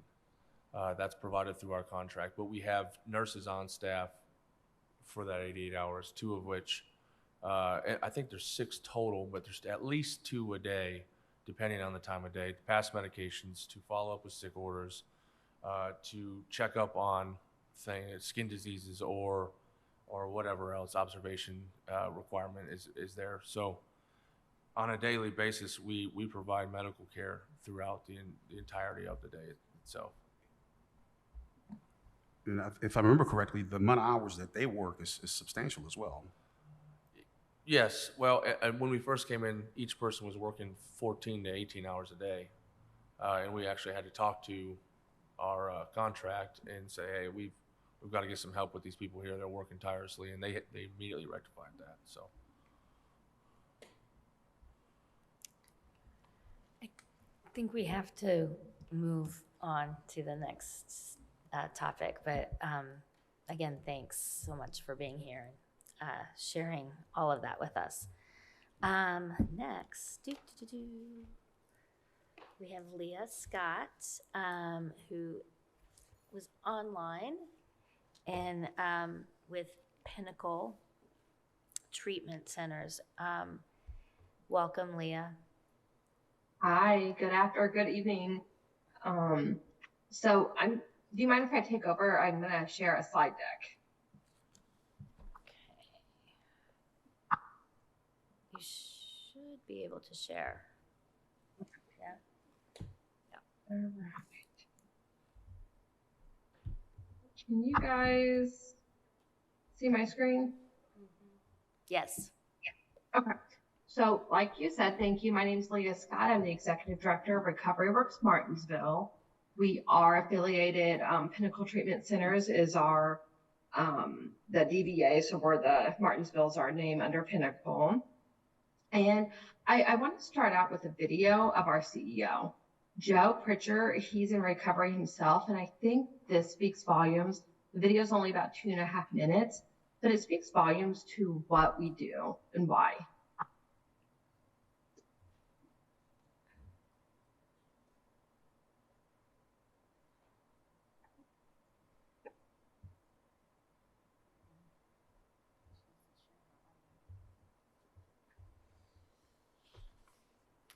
We're not able to hear the video. Nope. You can't hear that? Yes, when you share, when you share your screen, and then select what file you're sharing or what window, there should be an option to share audio. Just a little click button. So you might have to stop share and reshare. Okay, I will do that. Give me 1 second. Stop. Share screen. Down at the very bottom, it says optimize for video. Oh, perfect. Okay. And then share sound. All right, let's see. I think, let me know if this works.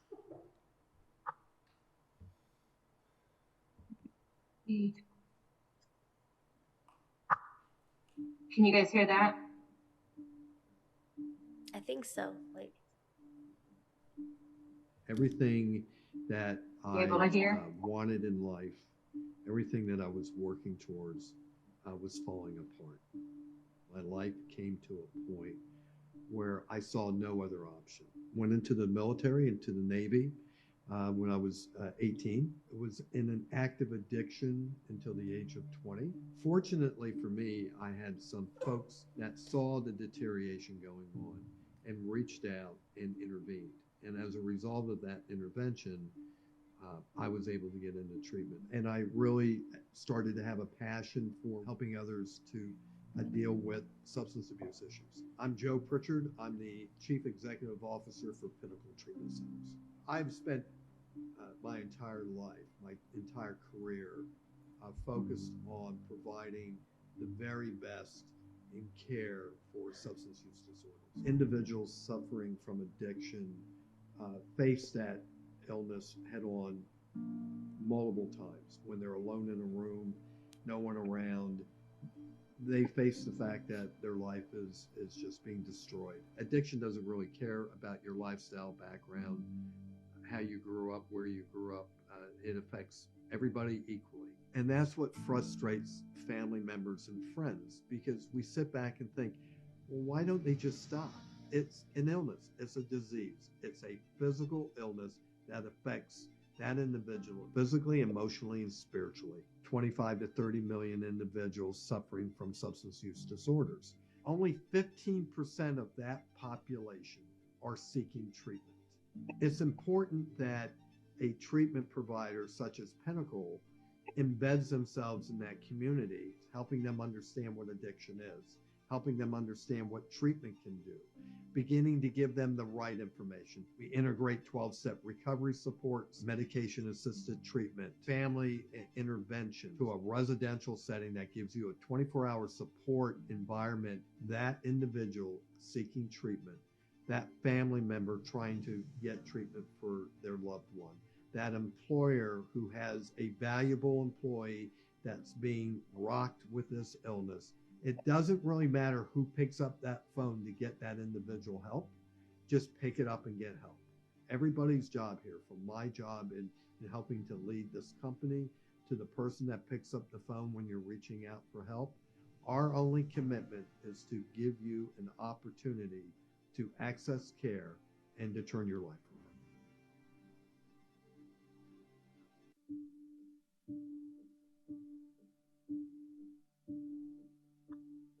So I wanted to start with that just because I think for Pinnacle, it starts from the top up. I think it's powerful that our CEOs in recovery, it shows that we understand. A lot of times patients come in and they really say, you don't understand, you don't know where I've been. And I'm proud that in recovery, we hire a lot of people at Recovery Works, we hire people in recovery. It does make a difference.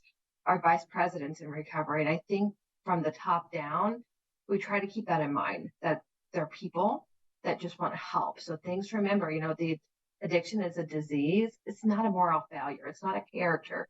I always tell the patients when they come in cussing us out, that's not who they are. Like once we get them in treatment and give them the help they need, that's when they can shine. They're stronger than, there are days I know my patients are stronger than I am. I just got to get them to that point. So that's powerful. What we do at Recovery Works. So Recovery Works Martinsville, we wanted to do something different that's not been done yet. So we wanted, what I'm showing you guys is the async continuum of care. I know a lot of you guys know that there's many different levels of assistance, but it all depends on where the patient's appropriate and what will they take. So a lot of times I might want a patient in this residential level 3, but they say back to one of the previous speakers, I don't have childcare. I can't quit work for 30 days. So all they can do is this level 1 outpatient. That's fine. I would like for them to have that higher level, but again, let's get them in any door that the patient will take to get them started. At Martinsville, what's different on our campus is that our goal, once we're done building everything, is to have all the levels of care. So we really wanted, right now we have a 64-bed residential. Our partial hospitalization program is up and running. Right now I have about 35 in it. They live in our apartment complex in the evening. So our recovery homes, they stay with us for about 30 days. We can hold up to about 100 in our recovery houses. We just haven't expanded because we got to get the staff. We got to staff up before we expand from the 30 to 100. And then on campus, we also have an OTP, which is an opioid treatment program. That's the first of this kind, as we wanted to encompass a methadone clinic on the campus too. So we could truly surround the patient in all levels of care. If they needed some kind of MAT services, we can provide outpatient MAT services. What we don't have open yet is our IOP level. So that's coming down the road, but we do have some local IOPs that we refer out to. So we just wanted everyone to know the differences in level of care and what's appropriate for each patient. Something for everyone to keep in mind is that relapse can happen at any stage. So whether the person's in detoxing, residential, PHP for sober living, which is what we have on campus, IOP's not open yet, OTP, and in self-care.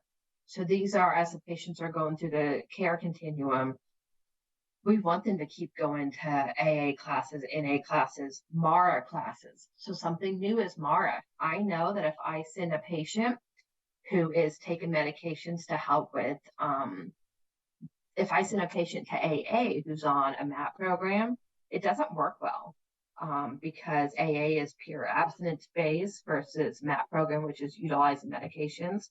So it's really putting the patient where they need to go to be successful. I always tell patients here at Pinnacle or Recovery Work, we don't just do 12-step. We don't just do NAAA, MARA. We want to show every way to recovery and then let the patient decide what's best for them. So that's my goal, is to add more tools to their tool belt while they're with us, give them the tools to take on whatever may happen once they leave our doors. But at any aspect, relapse can happen. So we want to fill their toolbox of tools while they're with us. Things to keep in mind that was brought up is after. You know, when I have the patients at Recovery Works Martinsville, it's about 28 to 30 days for residential, and then it's again about another 21 to 28 days for PHP, so partial hospitalization. But what happens next? That's where the big key component is aftercare to help keep them in recovery. We always tell the patients here, this is their first step to sobriety, but this is a lifelong journey. So that's where working as, working together to really, handhold, coddle the patients to get them through their first couple of years is important. So just sober housing, medication, dental vision. I mean, when we see our patients, they're seeing dentists or, a primary care sometimes for the first time in 5, 10, 6 years. It's all over the board. And those problems that they have suppressed while they were in active use, now once we get them clear-minded, it all starts compounding on top of them. So we try to work with the patients on taking it one step at a time, but we get them clear-minded, and now their life problems come back. So that's where our discharge planners are really trying to look holistically to say first step, second step, because, if they were in active use for 30 plus years, there's a lot that we got to catch up on. So I just wanted to really, let me stop sharing. I wanted to share these slides just to start out with what we are, but then kind of how do we, once they graduate the program, what's next? Because it's a full, to truly get the full continuum of care, our program's only 30, 60 days. That's just the first step in helping patients and keeping them in sobriety for a lifetime. So I just wanted to open it up. I was trying to keep it short and sweet. I did want to let everyone know, at Recovery Works Martinsville, we are both sides. So abstinence space or MAT, so medication assisted treatment. So Suboxone, Subutex, methadone, and all the above we accept. But then if they want abstinence based, absolutely.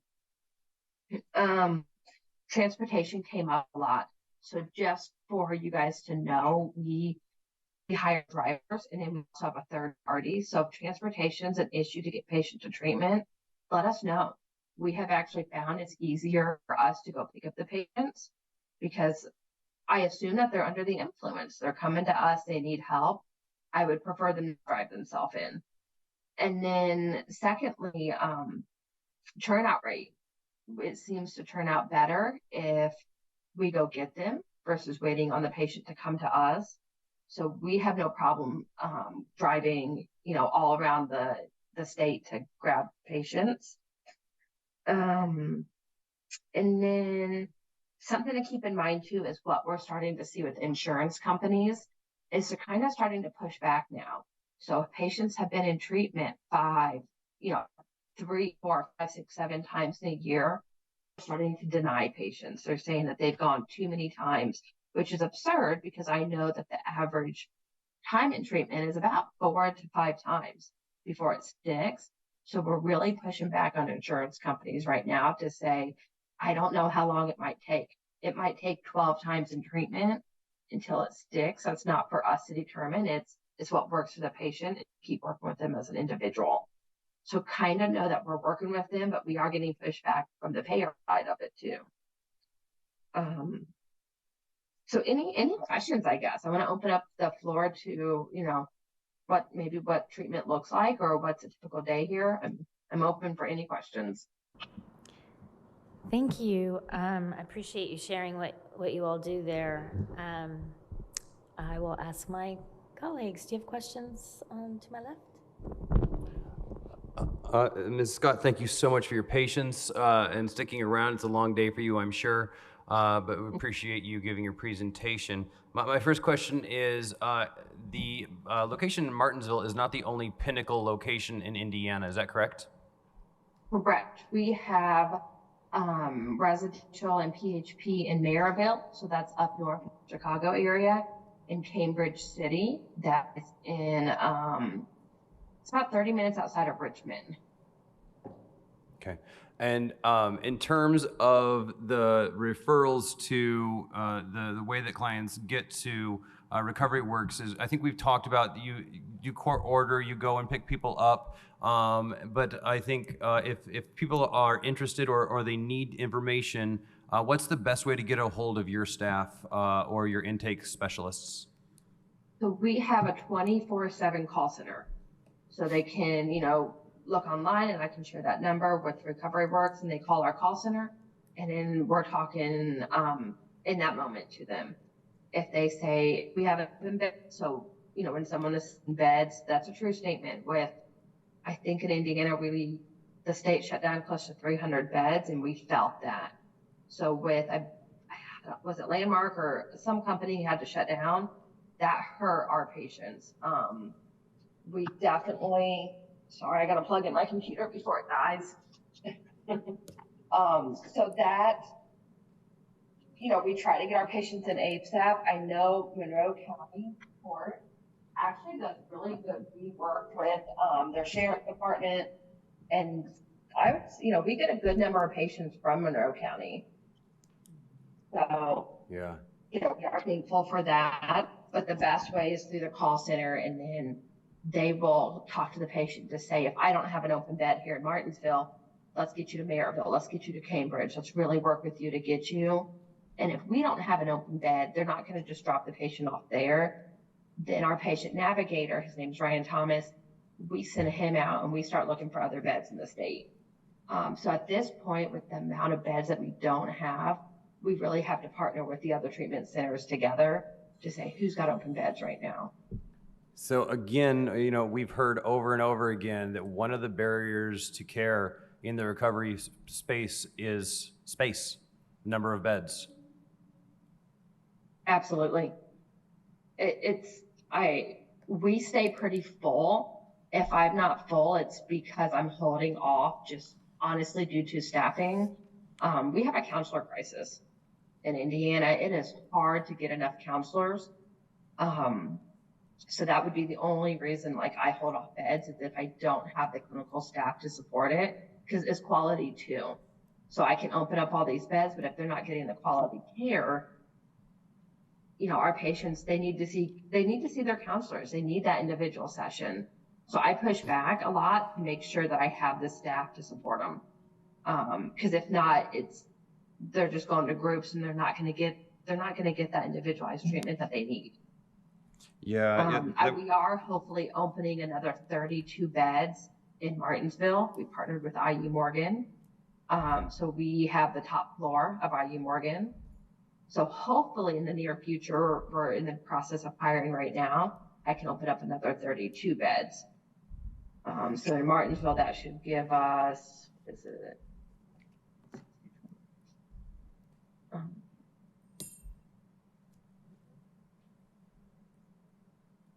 that should give us 96 beds in Martinsville for residential and detox. Okay. All right. Thank you. I'll turn it over to my colleagues. Are there other? Oh, okay. Go right ahead. Wrong button. Hi, Leah. Linda Grove Paul from Centerstone. How are you? Good. How are you? Good, good. Well, I appreciate Recovery Works. I know we work with them quite a lot. Definitely, I think a bunch of the referrals that you get come directly from Stride. Been up there, we visited. And, you know, it's definitely a great resource, particularly with doing the 24/7 admissions and also having the Cambridge City available. So it definitely makes a difference. I do have a few questions for you. I know you recently closed your psych hospital. And I guess, you know, I'm kind of bringing that up. It's a question, but it's also a little bit of a commentary in terms of, can you tell us a little bit about sort of why? I mean, I kind of know the answer to it, but I think it's important because there's a payment point with substance residential that is getting people to continue to add more and more beds. You see continued expansion with substance residential because it's a generous payment point. Whereas with psych, and I know that's come up where people are saying like, hey, we need something psych that's like substance residential. Well, guess what? There is not a payment point that is comparable. And I think people that don't really understand the business don't really get that you can open a program, you can have it running, and you know, my daughter was actually clinical director of that program that they closed 3-4 weeks ago because, well, and I guess I'll just say it because of the census, right? So, I mean, I think the issue is, again, I think we do make a lot of sort of assumptions of like, okay, well, we can build something and then we're going to be able to fund it. There's the resources that are available in terms of sustainability. And when people are saying like, okay, well, we're going to have one, you know, my question is, how are you going to pay for it, you know, long term, because it's not cheap. So I don't know if you wanted to say anything. Sorry. No, yeah, I don't mind speaking on it. So it did. We put a ton of effort into it. We knew when we opened the psychiatric hospital, we really wanted the OTP, right? So an opioid treatment program, methadone, you have to be connected to a psych hospital. So we said, okay, this is how bad we want it. We know that mental health, substance, they go hand in hand, and it helped us. There were many times our psych hospital, our patients would be in residential or in PHP and become suicidal, homicidal, go in psychosis, and we were able to instantly move them from one part of the building to the other. But unfortunately, we kept it open for a good year, and we could not fill the beds. And it was costing our company about $500,000 a month, $500,000 a month that we were going negative by keeping that one unit open. And it was, we wanted to make it 32 beds.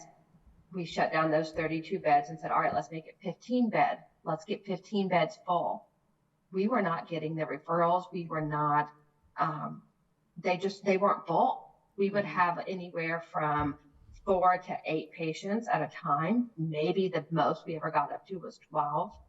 And then, but we were waitlisted on residential and waitlisted. So finally we had to make a choice. And what would the average length of stay typically be for a person? 5 to 7 days. 5 to 7 days. So it was not and again, that's long-term. the other thing to kind of keep in mind is when you're looking at what would get paid for, unlike the substance residential where you're looking at 23 to 28 days, you're only looking at 5 to 7. Yeah. So you're looking at a lot of patients that are coming through as well. Sorry, Leah. No, and that was hard. I mean, our staff, that was the hardest thing I've done here is opening a unit within a year and then closing it down about a year later. And that's not what we wanted. I know the needs out there, and I'm not sure why, you know, I don't know. I don't know where. We know the patients needed, like you were saying, they need long-term psych care, but to make sure for that acute, you know, to get into an inpatient psych hospital, you have to be suicidal, homicidal, or in psychosis at that moment. If they come out of that a couple of days later, insurance instantly denies them and says they got to go somewhere. And what we need is that long-term. We struggled with discharging for long-term psych needs. Right. Because they're and again, ready. there's really some advocacy that has to go on at the state level to really say, I mean, you know, Medicaid waiver. I mean, that's how the substance residential happened. It's an 1115 Medicaid waiver that will actually pay for that. So thank you. I had one more question related to that. Was your detox component associated with that hospital, or can you guys still do medical detox? So we could still do detox. We do. Now, obviously, we don't have, like, if they need IV fluids, we'll work with IU Morgan. We send them out to get fluids, and then they bring them right back. But so you don't can do medical container bags. detox? Yep, we can do the Okay, medical detox. great.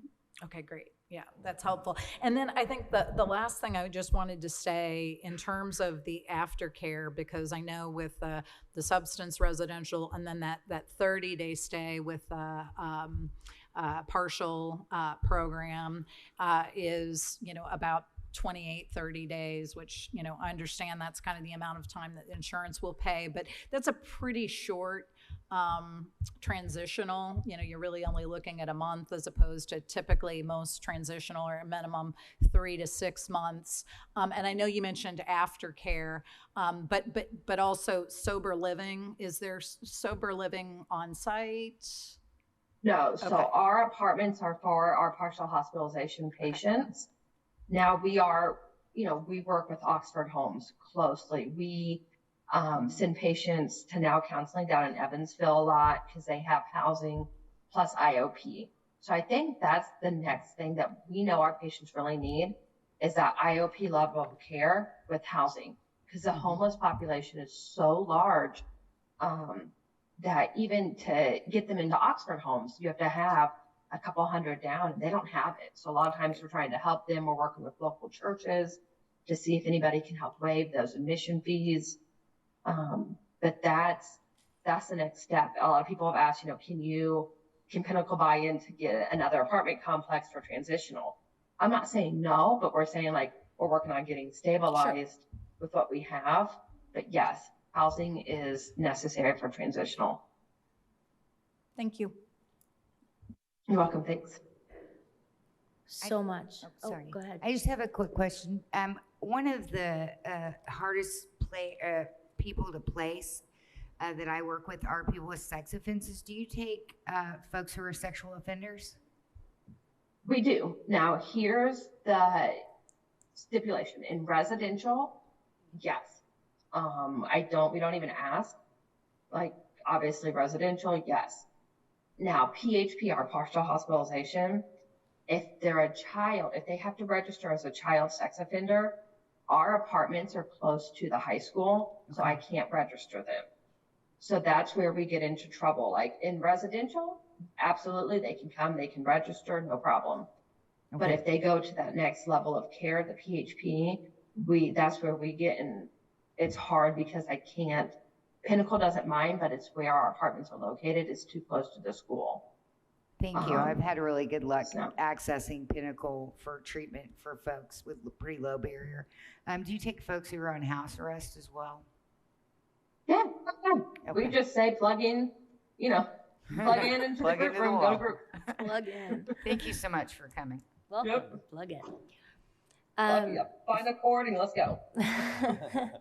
Thank you for sharing what you do. It's an interesting model and something I've heard a lot about, but not really known a lot about until today. So appreciate that. We probably do need to move on. So I am Linda. You are up next. All right, sounds good. And I do have a presentation as well. I'm not sure if Courtney's pulling it up. TSD, do you have that, or Courtney has it. And, by way of just kind of going through the presentation, I know both Courtney and Peter, 10 to 15 minutes. Definitely want to stick with that. There's a lot of information, and I think part of it is having not been involved in some of the earlier discussions, not really sure exactly what it was you wanted. I think initially it was like, oh, let's talk about treatment continuum. So definitely did some information there, as well as then, some recommendations. So I'm going to zip through this, and then Courtney, can you see me? Can I just point for the next slide when you need to do the next slide? Okay, great. All right, go. There we go. So I think, the issue really is the complexity of the individuals that we're talking about. And I think that's really kind of what I want to drive home is the individuals where, yeah, they can just go into treatment one time and they're done, whether that's mental health or substance. Those typically are not the people that we're seeing. We really are seeing people that are very complicated, that have needs in multiple facets that we have to be able to address. This is just a PowerPoint slide that basically talks about all of the components of care that we provide. It's difficult to have on a slide. There's a lot of things that aren't necessarily there, but I think that idea of prevention, early intervention, treatment, and recovery, and all of that really has to happen in tandem. And you're talking about medical, psychiatric, we have an FQHC, medication-assisted treatment, making sure that we're engaging. We have 6 staff that between the PATH grant, the homeless grant, and downtown outreach that just do homeless outreach. We have a federal grant that is just doing homeless work with really great outcomes, but it's just a drop in the bucket when you think about the needs that are here in our community. So next slide. And part of the reason I put all of this information together is a lot of people don't know much about Centerstone, and I really wanted to just kind of put some information up that I can put out, and then people can ask more questions because there's a lot. So in the last year, 2022, we served about 4,000 Monroe County residents. About half were self-referred, 18% by healthcare entities, 13% by the courts and criminal justice system, 83% are adults. Probably about 15% of those are children, and higher than that is the rest. Medicaid paid for about 60% of our services. There is a relatively small commercial insurance. A lot of folks healthy, one of the Healthy Indiana plans. 30% had no insurance at time of intake, and again, as I said before, almost all of those folks are eligible for insurance.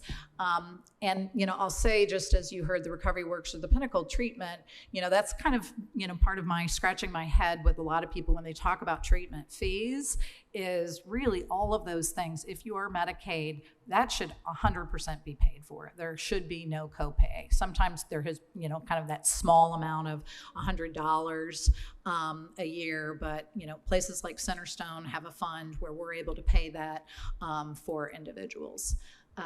Next, please. So this is really just kind of looking at, overall, basically we got to work in conjunction together. And when you look at all of those points of the criminal justice system that individuals come in contact with, basically they potentially need all of those things that are on the right-hand side. And I think, the point about that is, we in all of those areas, those are areas that we cover. Even, when the lady at Pinnacle was talking, we have that same substance continuum. We have medication-assisted treatment, we have substance residential, we have IOP, we have IoT, we have that outpatient continuum. The thing that really matters, though, is that people need to be connected as providers together. And I think, as we talk some about the jail services, if we don't work well together, if we as a community don't collaborate, we don't communicate, we don't have access to one another's information, we're never really going to do people justice, because otherwise they're just kind of coming in and out of the silos. So I think that's really the gist of what I want to make here. Next, please. I already talked about the Crisis Diversion Center. Just put that in there because I want people in one place to have all of the information and the numbers to reach, and how to access. Talked about the data of the people that we've served. Actually, Stride is just hitting the end of their 3rd year this week, and we've served 3,400 guests. So excited about that. And as we said, in terms of getting people in, we're taking people to Recovery Works in the middle of the night. We're transporting people to psych hospitals in the middle of the night, because if somebody comes in and they say, I want to go now, then that is really the way that we're able to get them. And now that we have our mobile team, it's made a huge difference. Next, please. I think just the other thing is recognizing how vulnerable people are now more than ever in terms of the risk of overdose and the risk of suicide. It is just absolutely off the hook. And I think, we certainly screen everybody. We have, what we call an overdose pathway. So someone who is particularly vulnerable, maybe they're using, some sort of an opioid, or they have a history of overdose. We really want to make sure that we're talking to them about the risk of them potentially dying. And we want to do everything, whether it's, making sure that they have naloxone on their person, that they're not using alone, harm reduction. What are the things that we need to do to ensure that people are safe? Same thing's true with suicidality. I know in Owen County recently, there were three kids in school who attempted to kill themselves. 2 were successful, and that is in the last month. And when I say things are, I can implore you, and it's not just people who are, in the criminal justice system. These are regular folks that oftentimes have a lot of, problems in their lives, but that's not necessarily the case. And so as we really look at our system, it is we've got to do a better job of diverting and getting to people earlier. And that is, again, sort of that plea. You don't want people to come into your jail. You don't want to have to work with that. So how do we do a better job of making sure that we're doing more early intervention? Next, please. So again, probably more information than what you want, but when you think about people with serious mental illness, they need to be able to get into services right away, same day access. We do intakes from the hospital. We work with IU Health very closely on lots of different things. We have a drop-in center for Horizons. We have life skills, case management, an ACT team, FACT team, which is assertive community treatment, forensic assertive community treatment, employment assisted, including supportive employment, connecting people with healthcare, FQHC, on-site medication, crisis services, and specialized home housing services. So I think just recognizing how much people need depending on where they are. And as you talked about some of the people that you guys are serving, people are on a continuum. There are people that really, they need somebody to take them their meds 3 times a day, or they need to be on an injectable. That has to be monitored in order for them to stay well. Next slide, please. And other people that don't need that level of care.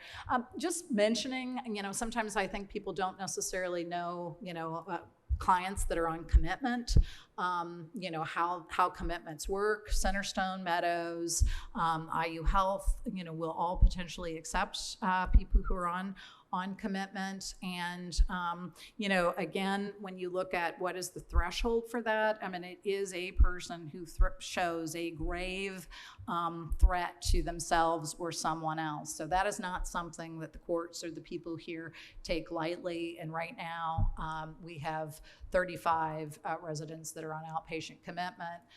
And then just, it requires review as well as, trying to make sure that they're compliant with the medications they need to take and the services they need to have so that they don't decompensate. The other thing is just the gatekeeping. Basically, anybody who goes into a state hospital has to go through a community mental health provider. You can see we only have 9 people. When you think about the severity of the people in our community, do you have any, you guys probably know how hard it is to get somebody in the state hospital. It's very, very difficult. It's next to impossible. So, 9 people, not a lot, but when somebody does go to the state hospital, we have to do a 30-day assessment on them at the hospital. So we go to the hospital, we meet with that person, and then we're meeting with them every 90 days until they come back into the community. And then we're really responsible for making sure that they get back into the community and are in housing. And I know, met with you guys to just talk about how important the housing is for people who are really struggling. So, really want to make sure that folks kind of recognize that role as well. Next, please. We have a lot of supportive housing units in the community. Just kind of mentioned that specifically for people with serious mental illness. And then housing for homeless, we have 95 units. Also mentioning, the PATH program. So in the last year, we've worked with 511 individuals just with PATH program, and that's one of 3 that we're working with. And this is, homeless or at risk of being homeless. Also, FHHC is finding home, health, and community. That's a SAMHSA grant that we had, 300 people enrolled, all homeless or at risk of homelessness. 77% have obtained stable housing. And I say that because these people are not people who necessarily have resources to housing, right? This isn't housing, and it's critical time intervention is, kind of the evidence-based protocol that we use, but it really is saying working intensively with people to help them get into housing really can make a difference. Next slide, please. So specialized services for substance disorder, again, same-day treatment. We do have some dedicated intakes for jail and problem-solving courts to get them in and, make sure that we're getting them in a timely fashion. It's called Peer Run Drop-In Center. It is the Peer Run Center. It's over on 1st Street, and it's primarily for individuals with SMI, but it's run by peers, and it's just a drop-in center. And we have lots of people coming every day. It's a support for those individuals, as well as people who are struggling with mental health or substance issues. Also, therapy, recovery coaching, health, residential. We obviously have employment services. I'm going to give an example about that. Nursing and health coaching, pharmacy, psychiatry, medication-assisted services, and crisis services for all of our substance folks. Next slide, please. And then, any group, individual. So this really talks about our residential program. So, this is kind of what I'm saying in terms of the 28-day program. We have 49 beds, 21 are for women, 28 are for men. In the last year, 200 Monroe County residents have been served. And 74% have graduated. I know that we actually, some people have asked about transgender. We've actually taken several transgendered folks very successfully. We've also worked with a lot of people who are on methadone. And that is unique because there are a lot of treatment facilities. In fact, the vast majority are not able to take individuals who are on methadone. So we have done that successfully. High risk, so 91% of the people that we serve are unhoused, right? So, when you look at the vast majority of the individuals that we're serving in our substance residential, they don't have housing. 100% are co-occurring, meaning not just a substance issue, but a mental health issue as well. 100% or 200% or below poverty levels. So, we're definitely talking about people who are very high risk, very vulnerable, and have a lot of complex needs. For pregnant clients, 28 from the courts. The other thing I'll mention, and I know, Leah talked a little bit about insurance companies not wanting to pay for, treatment again and again. And I will tell you the flip side of that coin, and that's kind of one of the things that I was saying as far as, recognizing that, there are a lot of people who are going into that system and going into that business. Is I was talking to Anthem because I was getting data for Stride, and I was saying, I'm confused. I'd really like to see the outcomes of our people who come to our substance, residential, and then do our outpatient or our substance transitional housing, which is about 3 months afterwards, and see, how those outcomes fare. And she said, Linda, when we're looking at our data, she said, probably, I think she said maybe 3 or 4 times is the average amount of times that people are coming into substance residential a year. A year.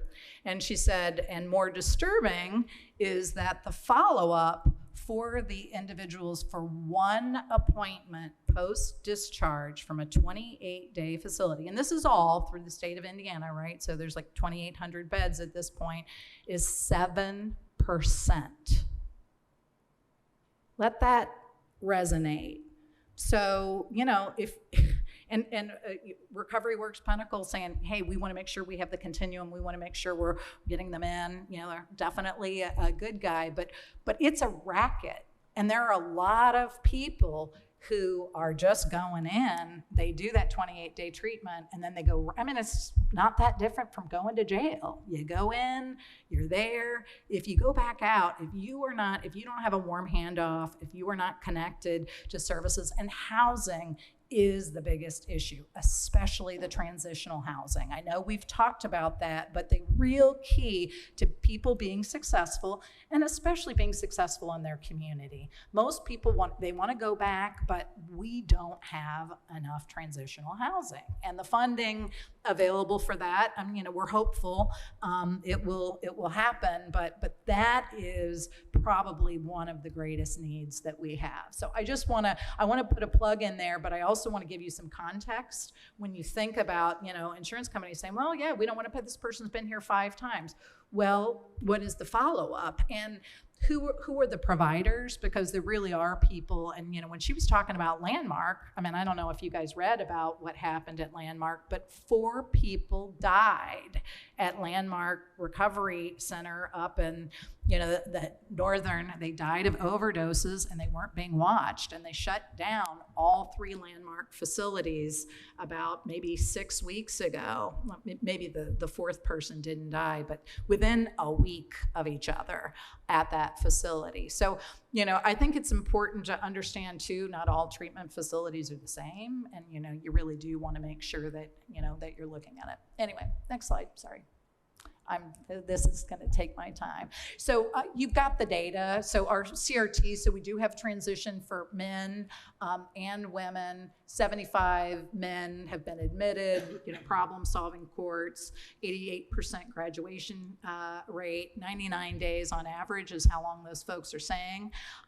You know, it's important for people, especially in transitional, to have a longer length of stay. Short-term to kind of get the basic information, but as you're transitioning back into the community, it takes time, it takes money to, you know, be able to have some resources. 100% homeless, 100% co-occurring, 100% to, you know, so those numbers are pretty high. And with the women, you're looking pretty much at the same data. Next slide, please. These are evidence-based curriculums and interventions and treatment that we use. We only use evidence-based curriculum. Next slide. And I don't know, Ashley, if you want to just spend a minute talking about Cork and the Cork data. Yeah. So I'm Ashley Collins with Centerstone, and I'm the program director and manager of the Cork grant. On Friday, it will be the last day of our 3rd year. So on September 1, we begin our 4th year. And these are some, This is some data about that. So there's 62% of people, and these were just Monroe County, so I had them pull, like, we're in 9 counties, so this is just Monroe County data. So 62% increased employment from intake to 6 months, 44% drug use decrease from intake to 6 months. We also have been really working hard through the Cork program of getting naloxone out to the community, so we have the vending machine that went in April of, I guess that was 2022. And we're also working on... In the jail. Yeah, it was in the lobby of the jail, which was huge because people are at really high risk of overdose coming out of jail, out of residential treatment, out of, you know, anything where they were conditionally sober for a period of time puts them at high risk for the overdose. Hospital. Yeah, we're working on getting naloxone in the hospital that will run the nalox box. I've also been working with Steve Cover, Deputy Director of the Monroe County Fire Department, and we're going to install 7 nalox boxes in all the local fire departments. It came up in our SOFR meeting, the Suicide and Overdose Fatality Review meeting, that all the naloxone that's available is really in downtown Bloomington. So we really want to be able to reach more of those rural areas. And some of those places don't have very many businesses, but they have fire departments. So, and turns out some people that are overdosing are going to the fire departments when they're out that far anyways. So helping to support that, but really expanding access to MET. Linda mentioned a huge project that we did under this grant was getting to a point where we had policies and procedures to be able to accept people at a residential facility that are on methadone. And we were the first to do it in the state of Indiana. Before we did it, that level of care was not accessible to people that were on methadone. They were told they had to stop taking the life-saving medication to be able to go into that level of service, which is disgusting and ridiculous. And then Pinnacle is now the second one that does that. And I think they do all of their stuff in-house, but we've been taking people from OTPs as far as South Bend. Because if somebody comes to us and they're on methadone, they can only have a 14-day supply, and they will not give us or anybody else the methadone. So we have to drive them. So if they're in South Bend and they're substance residential, we have to physically take them up to South Bend to get the next 14 days. Yeah, and so we've been coordinating all of that transportation. So at the halfway point, my staff will take the client back to their OTP to get their next set of doses and take them back to treatment. And the same thing at the end of treatment, going back to the OTP for turning in their empty vials. And there's an OTP symposium that's been going on, a tour in the state of Indiana. There's been 4 of them now. And myself and my boss, Jennifer Fillmore, have really been encouraging other community mental health agencies to be doing the same thing with the residential facilities. Because we need help. We only have 3 residential facilities. There needs to be a lot more places for people to go when they're on methadone. So we've seen a lot of really amazing results. My team is made up of mostly people that are in recovery themselves, and really helping them connect to the recovery community that they're in is huge. And I will say that, part of this is, this is a SAMHSA funded, we were the first of 4 in the nation that were funded. And the idea is to create kind of a comprehensive opioid recovery center, and it's to coordinate. So we work with Clean Slate, we work with groups, we say people, any of the recovery works, any methadone, if somebody wants to get on, Suboxone or methadone, we don't have the resources, we're gonna get you to somebody who does. And again, it's that collaboration and coordination. You're seeing some people really do some amazing work there, and I think that's a perfect example of the kind of stuff we need to continue to do. Next slide, please. I swear I'm getting close to done. This is health, our integrated health. So it's really important, I think, to recognize, just the fact that we are moving towards, certified behavioral health clinic. CCBHC is something you may not have heard of, but the idea is really transforming how community mental health is working. And with that, it would be wonderful because it would move us away from fee for service to, I know, we'd be thrilled, to, a method that's really based on outcomes. Also have a federally qualified health clinic, so really making sure that we're comprehensively taking care of the care of our patients, because we know people, especially with serious mental illness, die 25 years before the general population. So it's a significant issue. Next slide, please.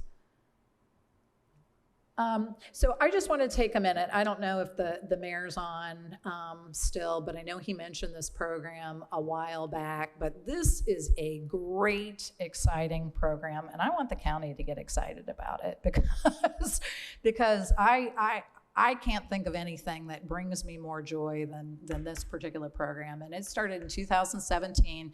Okay, Crisis on Kirkwood. Anybody who was around, you remember it, all of the people overdosing on Kirkwood. Thankfully, it was spice. It wasn't necessarily lethal, but it was very visible. And people in the community came together and said, gosh, we gotta really start doing something. And that was kind of the inception of Stride as well. Well, one of the big things was like, we gotta make sure we're keeping our parks clean. We gotta keep Kirkwood clean. You saw more people talking about, not only syringes and that kind of thing, but just more trash. There were just, and there was a huge increase in people who were unhoused. So it was like, hey, what's going on? And at the same time, places like, I'm sure you guys have struggled with this as well, but they couldn't staff, kind of menial positions. So you're looking at somebody who's picking up trash in parks, not necessarily interested, and they were like, hey, would you guys be interested in helping? And we were like, absolutely. Wrote a grant, worked with Community Foundation and the Health Foundation, and got funds for an employee to work with them. So it is a supported employment. Since we started, we have employed 122 individuals. Started as, very part-time seasonal work, doing something they couldn't find anybody to do. I think our budget's maybe around $275,000 a year. Like, we're providing a lot of people. You look at people picking up trash in the parks, and the thing that's so cool, and I'll go out with them, put on my orange vest, pick up trash. You'll see them everywhere. Go down to Switch Yard, and the thing is these are people, and it's very much an employment first model. These are people who maybe are still actively using. We're not necessarily requiring that, but they can talk to the people that they're helping, proselytize more than anybody else. They're like, oh my gosh, you did it. You've got a job. I really want to do that too. We have not had any problems hiring people. We constantly have, a wait list of people who want to come work for us. And again, many of these people have been in active use. As you can see, 72 of the 122 were unhoused or in transitional housing. 100% of those unhoused people got housing and working with the program. So they worked with them, and staff worked with them. Currently, we have 30 employees. One individual who started the first crew now coordinates the program and has maintained employment for 6 years. 7 are obtaining their peers, or have obtained their peer certification, continue to help, folks with mental health and substance. And then I think, 35 have participated in substance residential. So what's that tell you? That tells you that people who really need substance residential are working, right? And then they're saying, like, I need help. And they're working with peers. They're working with, people who are really inspiring them. And then we hold their job. They go get substance treatment. We bring them back and we help them. So when we think about programs to invest in, this is just such a great example of a win-win. And I know, Doug Hunsinger from Governor's Office is coming down. We're meeting with them in a few weeks at the city to talk about this program, because nobody's really doing it. And I've said to the city, like, we need to promote this more, because we have some pretty amazing outcomes. And again, this is just a great example of a win-win. Okay, next slide, please. So finally, just really, I know you guys have been talking about this, but I think it's really important as we look at the sequential intercept model and we look at treatment interventions is, that 0 point, the crisis lines and crisis care continuum, as we've talked about before, that has not been available. This is a brand new service in the state of Indiana because it is not paid for. Now, we have grants. We're lucky to be able to get that, but not having that service is really significant. Next slide, please. So last 2 slides, promise. But as we really think about the people that we have in our community, how do they come, especially to jail bookings, how long are they staying, connections to treatment, recidivism. So these are really sort of the 4 key areas we really need to be thinking about to improve, particularly people who are coming in contact with the jail system. Next slide, please. Okay, I think you're gonna have to keep pushing them. Thank you. All right. Okay, so as you really think about that, how do you get people to not call 911? That's the first thing, right? We are trained if they're, I mean, and by default, right? There hasn't been a crisis system before. What could you do except call 911 to get somebody there? But if somebody's just having a mental health or substance issue, you know, you're concerned about them, you can call 988. You can call Stride, you can call the crisis number, but people don't really know, and that's a place we actually have to put some resources. We need to really be thinking about how do we get that message out so that people know where to go to get help. I think also in terms of 911 is just dispatch. I think I mentioned, you know, a few weeks ago, they said, hey, our call volume in 911 is up 40%.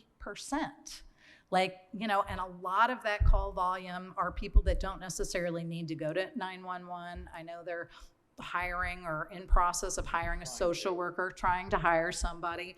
And all of that embedding is definitely good. The mayor's office has definitely been looking at, you know, what are some things that we can do to try to divert and partner, but resources, time, effort, energy, like this is really important. And it's almost like you guys were talking about transition team, really is that same kind of concept. We really need a transition team to say, how do we change behavior in the community? So those people that we're talking about, and you know, again, in terms of examples, you know, somebody who calls mobile crisis, you know, oftentimes they need mental health help. They need to get into a treatment facility. They need, you know, maybe help with their kids. We can prevent them. We can get them into treatment without ever having to have law enforcement come out there, but people don't know about it. So it's definitely something important. All of these things, these recommendations, these are all part of, most of these are things that maybe we've done some of, but not enough. I'd say all in item 1, you know, police, sheriff, mental health collaboration programs, definitely something we need to do more of. Stride, diversion from prosecution. Our prosecutor has worked with us to say, hey, these are, you know, these 7 charges, you can divert. You don't have to, you know, call, you can just take them to Stride. And, you know, I think law enforcement has been empowered to do that. And I think a lot of people don't know the work that's been going on in our community in this regard. And I think it is important. In terms of just looking, you know, data, I mean, that's something I haven't talked about, but data is incredibly important. We got to make sure we know what's going on. As far as, you know, screening, pretrial mental health diversion, those things are already in place. But, you know, things like competency restoration. I'm sure you guys have some folks that are there. We need a solid program to say, hey, what are we doing with some of these folks to actually get resolution and move them to a more appropriate placement? And I think having all of us work on this together is a place where it's really important. Reentry planning, I know these guys have talked about it, and I'm really impressed with your passion and your presentation with the work that you're doing in the jail and the work that you want to continue to do in the jail. And I think that connection to treatment is so important. You know, sometimes the people who end up in the jail are people that we know, and we know the medications that they're on, and making sure that we're communicating and saying, like, how do we ensure that we keep as much stability as we possibly can, so that kind of that front end, as well as people who are coming back into the community, and not just Centerstone, but, you know, other treatment providers. So I think that program director, the reentry liaison, all of those things are like key collaborators and key community partners. I know you guys already heard about, you know, the drug courts and problem-solving courts. You know, I think having access to mental health inpatient, I again kind of wanted to bring that up as an example, because I do think that people don't really understand the lack of resources. There are gaps in our mental health system, you know, you could still drive a truck through, and that is definitely a significant one. And then finally, you know, just a lot of the work on recidivism. So, sorry, I know it took more than 15 minutes, but. Yes, I was being reminded about the time, and as my colleague, Councilor Crossley, pointed out, this is too interesting to rush. So I appreciate all of that. Do we have a copy of your, could you send that to, could you send it to everyone on council, please? That would be great, thank you. Thank you for that. In the interest of time, I'm not going to do questions, and I apologize. But just it's very late, and we do have Mark DeLong here, and I'd like to hear from him. We've heard from lots of your colleagues, so yeah, wherever you'd like. Okay, that works too.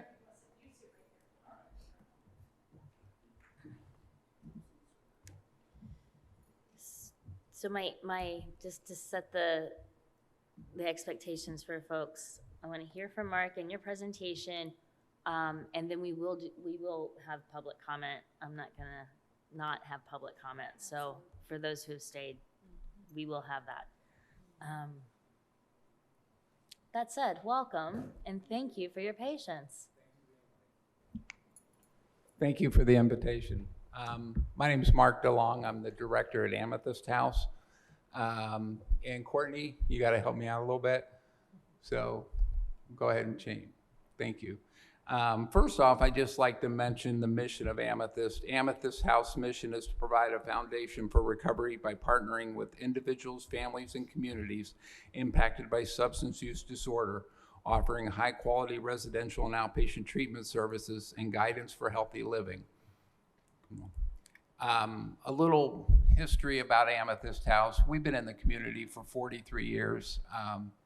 I've been here about 16 years now, and I think I'm the second seniority right now at our agency. But we love the Bloomington community. I feel like we're not only supported, but we're also embraced in the community.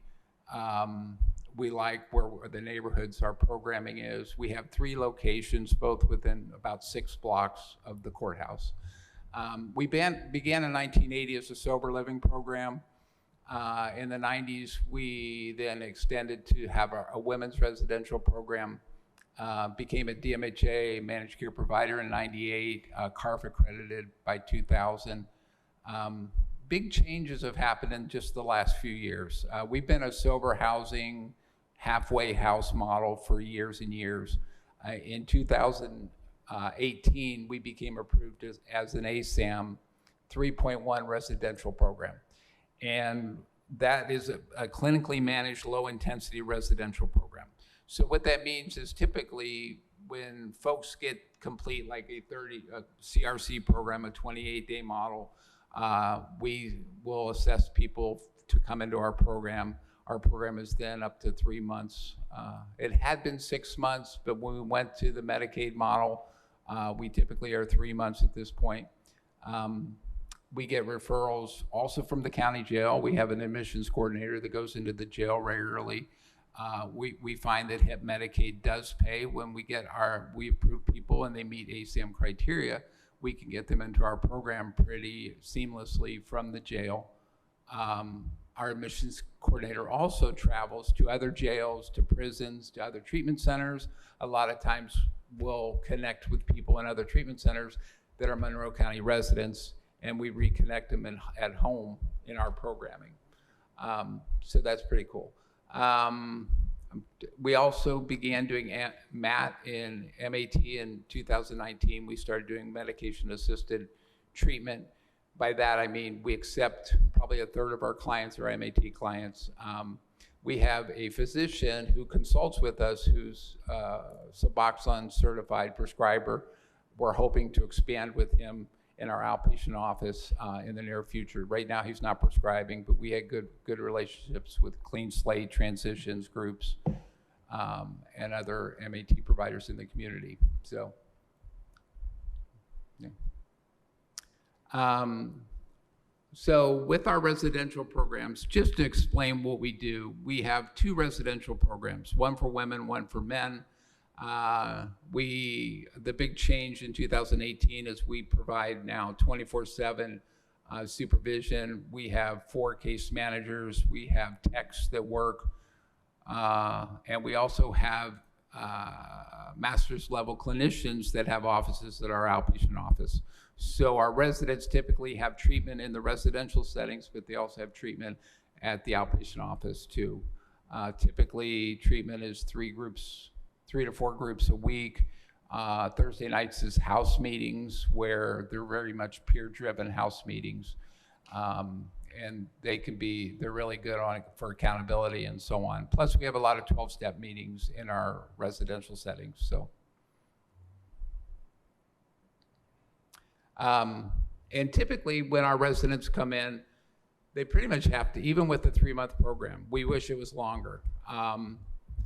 So often our residents come in, right, day one, we're starting with discharge planning. We're starting to talk about, our model is such that they're out in the community, they find employment. So they're involved in treatment in the evenings typically, or during the day if they have a second shift job. They find employment locally. We start talking about housing day one because that's a huge barrier in this town, is finding some place where our folks can go to after 3 months. We're grateful for programs like the local sober living programs, Counseling for Change or Courage to Change, and also Oxford House we utilize some. We also have some ways to find some financial assistance for folks for rent through South Central Community Action Program really helps us out a lot with that. So, but residents typically attend case management. They can have individual therapy, the groups and so on. One of the neat things we have, I want to shout out to Perry Township, is we have funding for what we call recreational enhancement, which it's funding that we can teach our residents how to have fun sober, because that's such a forgotten issue. So often people are either going to work, they're going to meetings, they're going to probation appointments, they're doing everything, but they really don't know how to have fun sober. And I think that's such a key component of recovery, is somehow getting to that place where you discover I can have some fun sober. So we have funding where people can put in for, we had a guy wanted to take singing lessons because he wanted to get in choir in his church, or we had, people just want $50, $100 to take their kids to a movie and lunch. And maybe for 25 years, they've never connected with family like that. And we can pass on money to them to be able to do stuff like that. One of the things I want to mention, September 17th, this is a public invite. There's a recovery picnic that we're helping out with that will be at Bryant Park Woodlawn Shelter on it's Sunday, September 17th, all day, and it's going to be softball and barbecue and so on. So just mentioning that. Go ahead, Roll. And also I want to mention we have an outpatient program. We've been working to expand this. Our clinical director has been with us a year. He is a clinical psychologist, HSPP, and he's been trying to build up our trauma-informed care. We also take a lot of referrals for outpatient only, but a lot of our residents do some of their treatment through our outpatient office. And we have master's level clinicians there. We also have a consulting medical doctor, as I mentioned, that also helps us out there. And one of our goals is to get him expand into have a role where he can prescribe Suboxone there. So, so recently, past year, we have 3 clinicians trained in EMDR, eye movement desensitization and reprocessing. It's been really effective. Our residents love it. They keep coming back and saying, hey, this is really something that I didn't realize could really help me at this level. So, and we also began 2 clinicians trained in MRT, moral recognition therapy. And looking ahead, I mentioned we're trying to expand to have our physician helping us out more than consulting, but doing some direct service. And we're hoping we can find some funding for that. So, and just throwing up here some evidence-based practices that we utilize, where we also utilize stages of change. Again, ASAM criteria. We're not a halfway house. We're not low barrier where we can just take anybody in. They have to meet ASAM criteria to qualify for our programming. One of those ways for our residential to qualify, they have to show they failed at other levels, lower levels of care, and that they really need this level of care, this environment, because they're going to an unsafe environment. So that works out a lot with the jail folks that come to us. So also, I mentioned motivational interviewing and Seeking Safety we've been having at our women's house the last few months, so that's been good to have. So, and just kind of wrapping up, just talking about some program challenges. Probably our biggest challenge is we are kind of financially driven by HIP Medicaid. Our biggest issue is our HIP Medicaid will pay probably 24 to 30 days. And then a lot of times we'll get Recovery Works for potentially another 7 days. We're low intensity, so it's driven that HIP Medicaid is a per diem. It's not a very high amount of money. But we want to keep people 3 months. So that last 2 months, it's really a financial hardship for Amethyst. We have a set amount of people we want to have on Medicaid at all times, which is usually about a third of our folks. But really, it's a struggle. And I don't know, we've had for the last 4 years, excuse me, last 4 years, we've had some gap funding through the state, which is going to conclude in September. It's coming to, we've reapplied, but the money that's out there is less than it's been in the past. So we'll see where that goes. But we really don't want to, but at some point we could be having to cut back to like 10 weeks instead of 13 weeks, 3 months. We don't know yet. We have a lot of residents come to us at 3 months saying, can I have another month? Can I, I had a guy come into my office who was with us in 2014 and did the 6-month program and was successful at the time.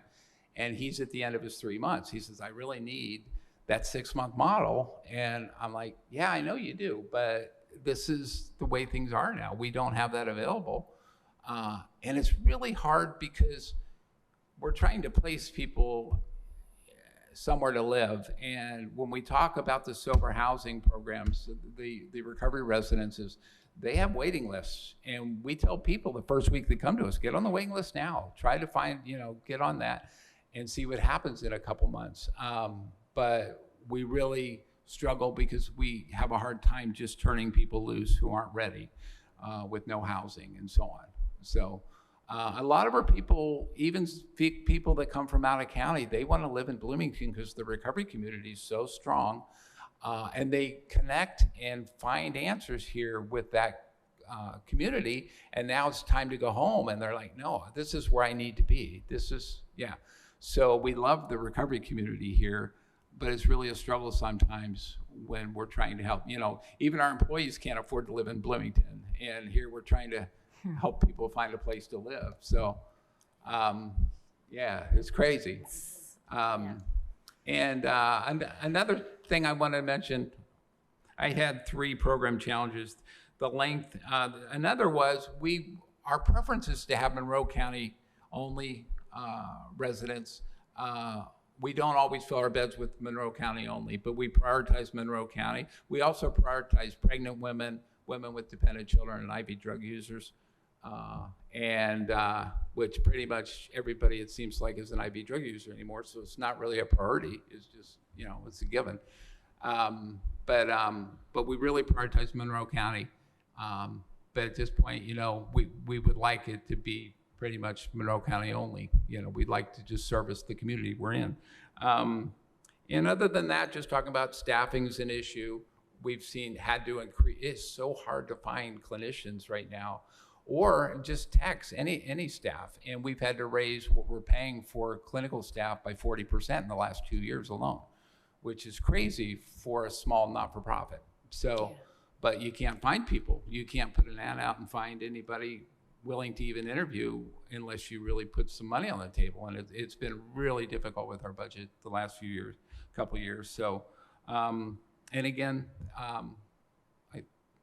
in wrapping up, I just want to point out just a lot of the partners. We could not do what we do without this community and our partners. And, New Leaf, New Life, I mentioned, shout out to them too. Our residents love New Leaf, New Life and get a lot of needs met there. We get a lot of referrals from Centers on CRC.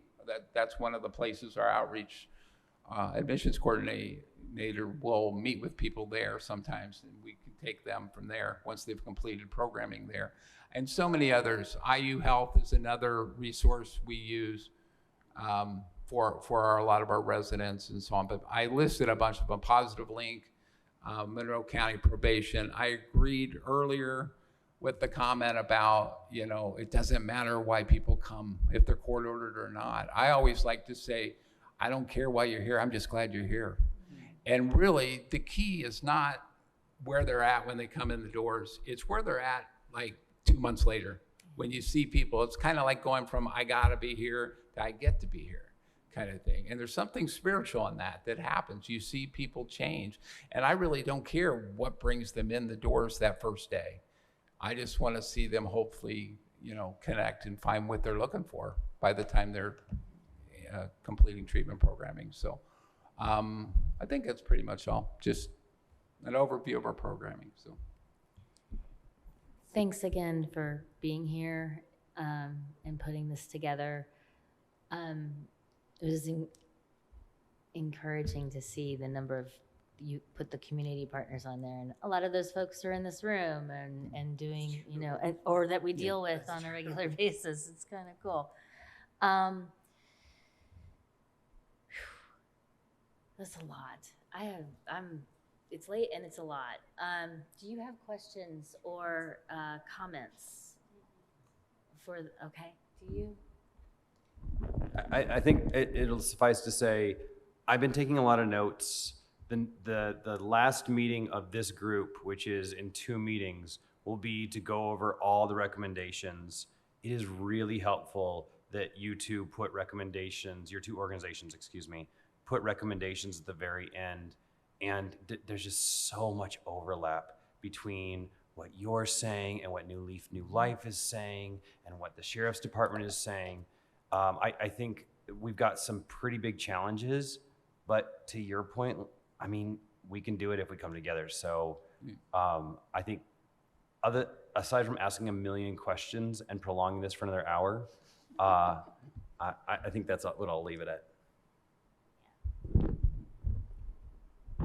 Yeah, I think that's probably wise. We'll move forward. I'm going to make an executive decision that while we have public comments, we are approving our minutes. All in favor of approving our minutes? Aye. Aye. Okay, so now we can get that out of the way, and I do have a list of folks for public comment. If we could limit comments to 2 minutes, that would be very, very helpful.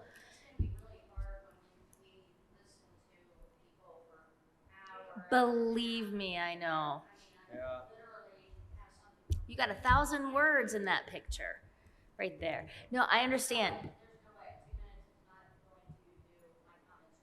Give us your best. I really want to hear from you, so if you can.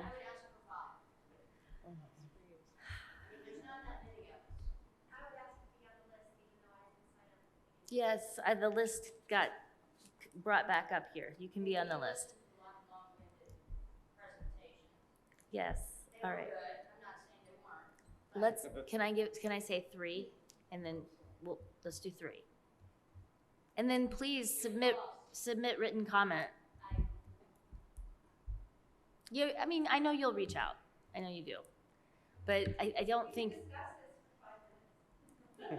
I think 3 is what we're gonna do. We, Renee, your name is on the list first.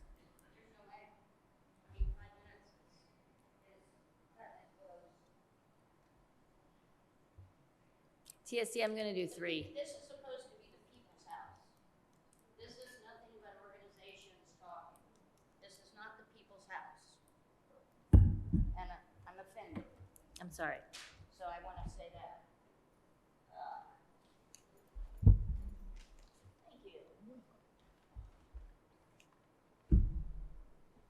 Thank you.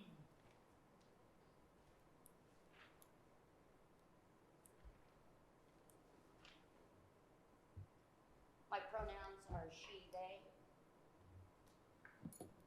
You hear occasionally from people who thank you for helping them, and think it was worth it. How many people, a show of hands, if I can just help one person, here's the one person, it was worth it. Show of hands? Gosh, it was worth it, wasn't it? Wait a minute.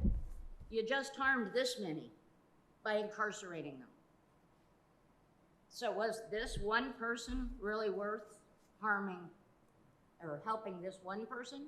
The answer is no, because you've harmed this many people by incarcerating them. Let's say you hear from this many people that you've helped by your programs,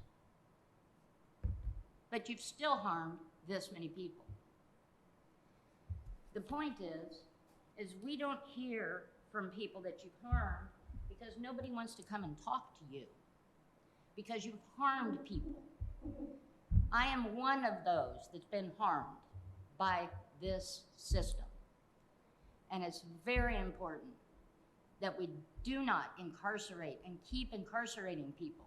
It's harmful. It's a problem.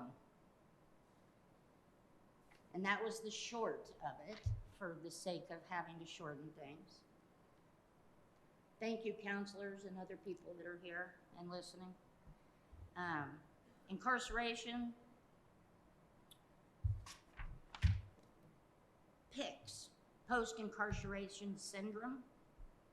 No matter how you dress it up at the jail, people will come out of jail with PICS. That's a syndrome from being incarcerated.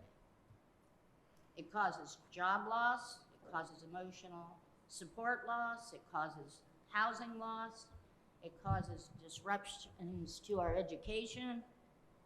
It is difficult to form new relationships once people find out you have had a criminal past, because it's stigmatized. Haunting stigmatizations contributes to a myriad of deleterious, harmful states, including isolation and shame. Just sharing one's past is risky, as well as frightening. When you think you are friends with someone and then they disappear after, it is quite telling, and this happens frequently with the very people, some in this room. It's really sad. It's very sad. So who really should feel the shame? The people who abandon the friends when they find out that they've been incarcerated and had problems? Or should it be the people that have actually been incarcerated? I'll let you all figure out who should feel that shame.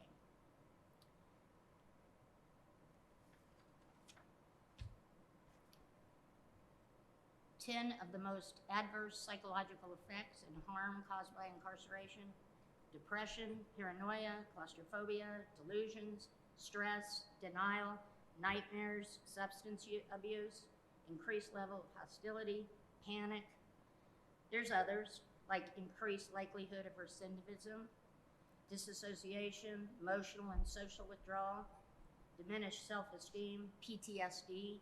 I suffer from all but two of those because of this very system, and no matter how you dress it up, that won't change. The psychological effects can long last past after someone leaves jail, and this underscores the importance of providing people with resources instead of incarceration. Thank That's all I'm you. gonna say. Thank you very much Thank for your you for letting me comment. stretch that out a little bit. Appreciate it. That was not at all as much as I wanted to say. One person, this is how many you harm for every one person. And many of you raised your hands, which is scary. Well, I have Julie Hardesty written down. Are you still here?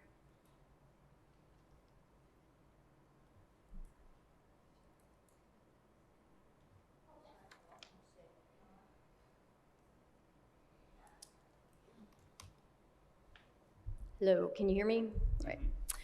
Good evening. I'm Julie Hardesty, a resident of Monroe County. Today, I'm giving public comment as a county council appointed member of the Monroe County Women's Commission.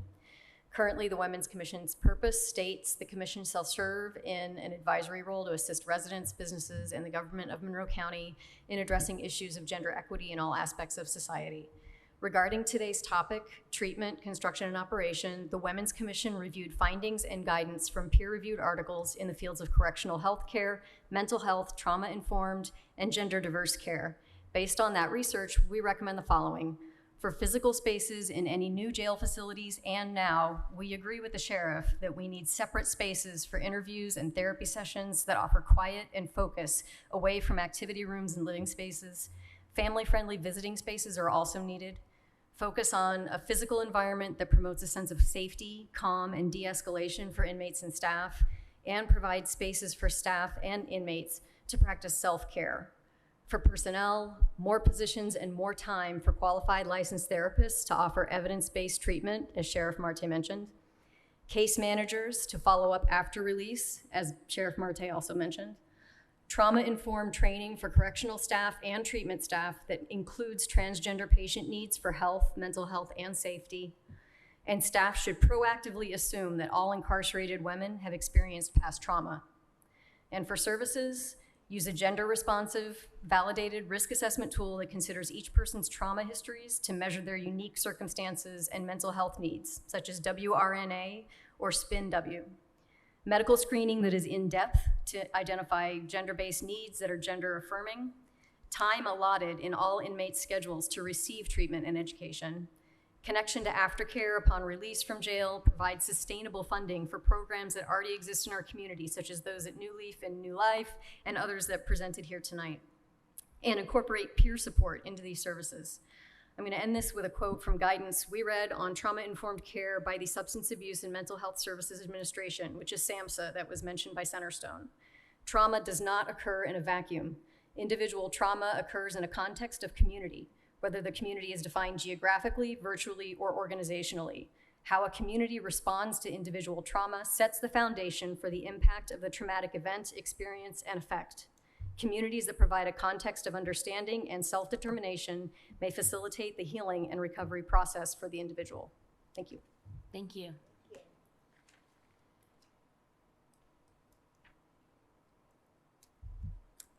I've gone through the list of names, so I'm going to move this over here so you can sign in. Okay.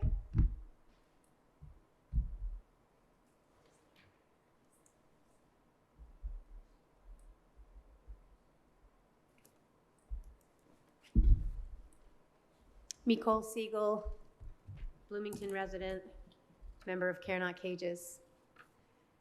Thank you so much to this committee for trying to think of how to fund housing, treatment, and social services instead of building a new jail. I appreciate your efforts enormously. This body was formed when the county commissioners tried to foreclose a forum in which public opposition to the jail was highlighted. And it's still an important site of progressive thinking about public funds, harm, and justice.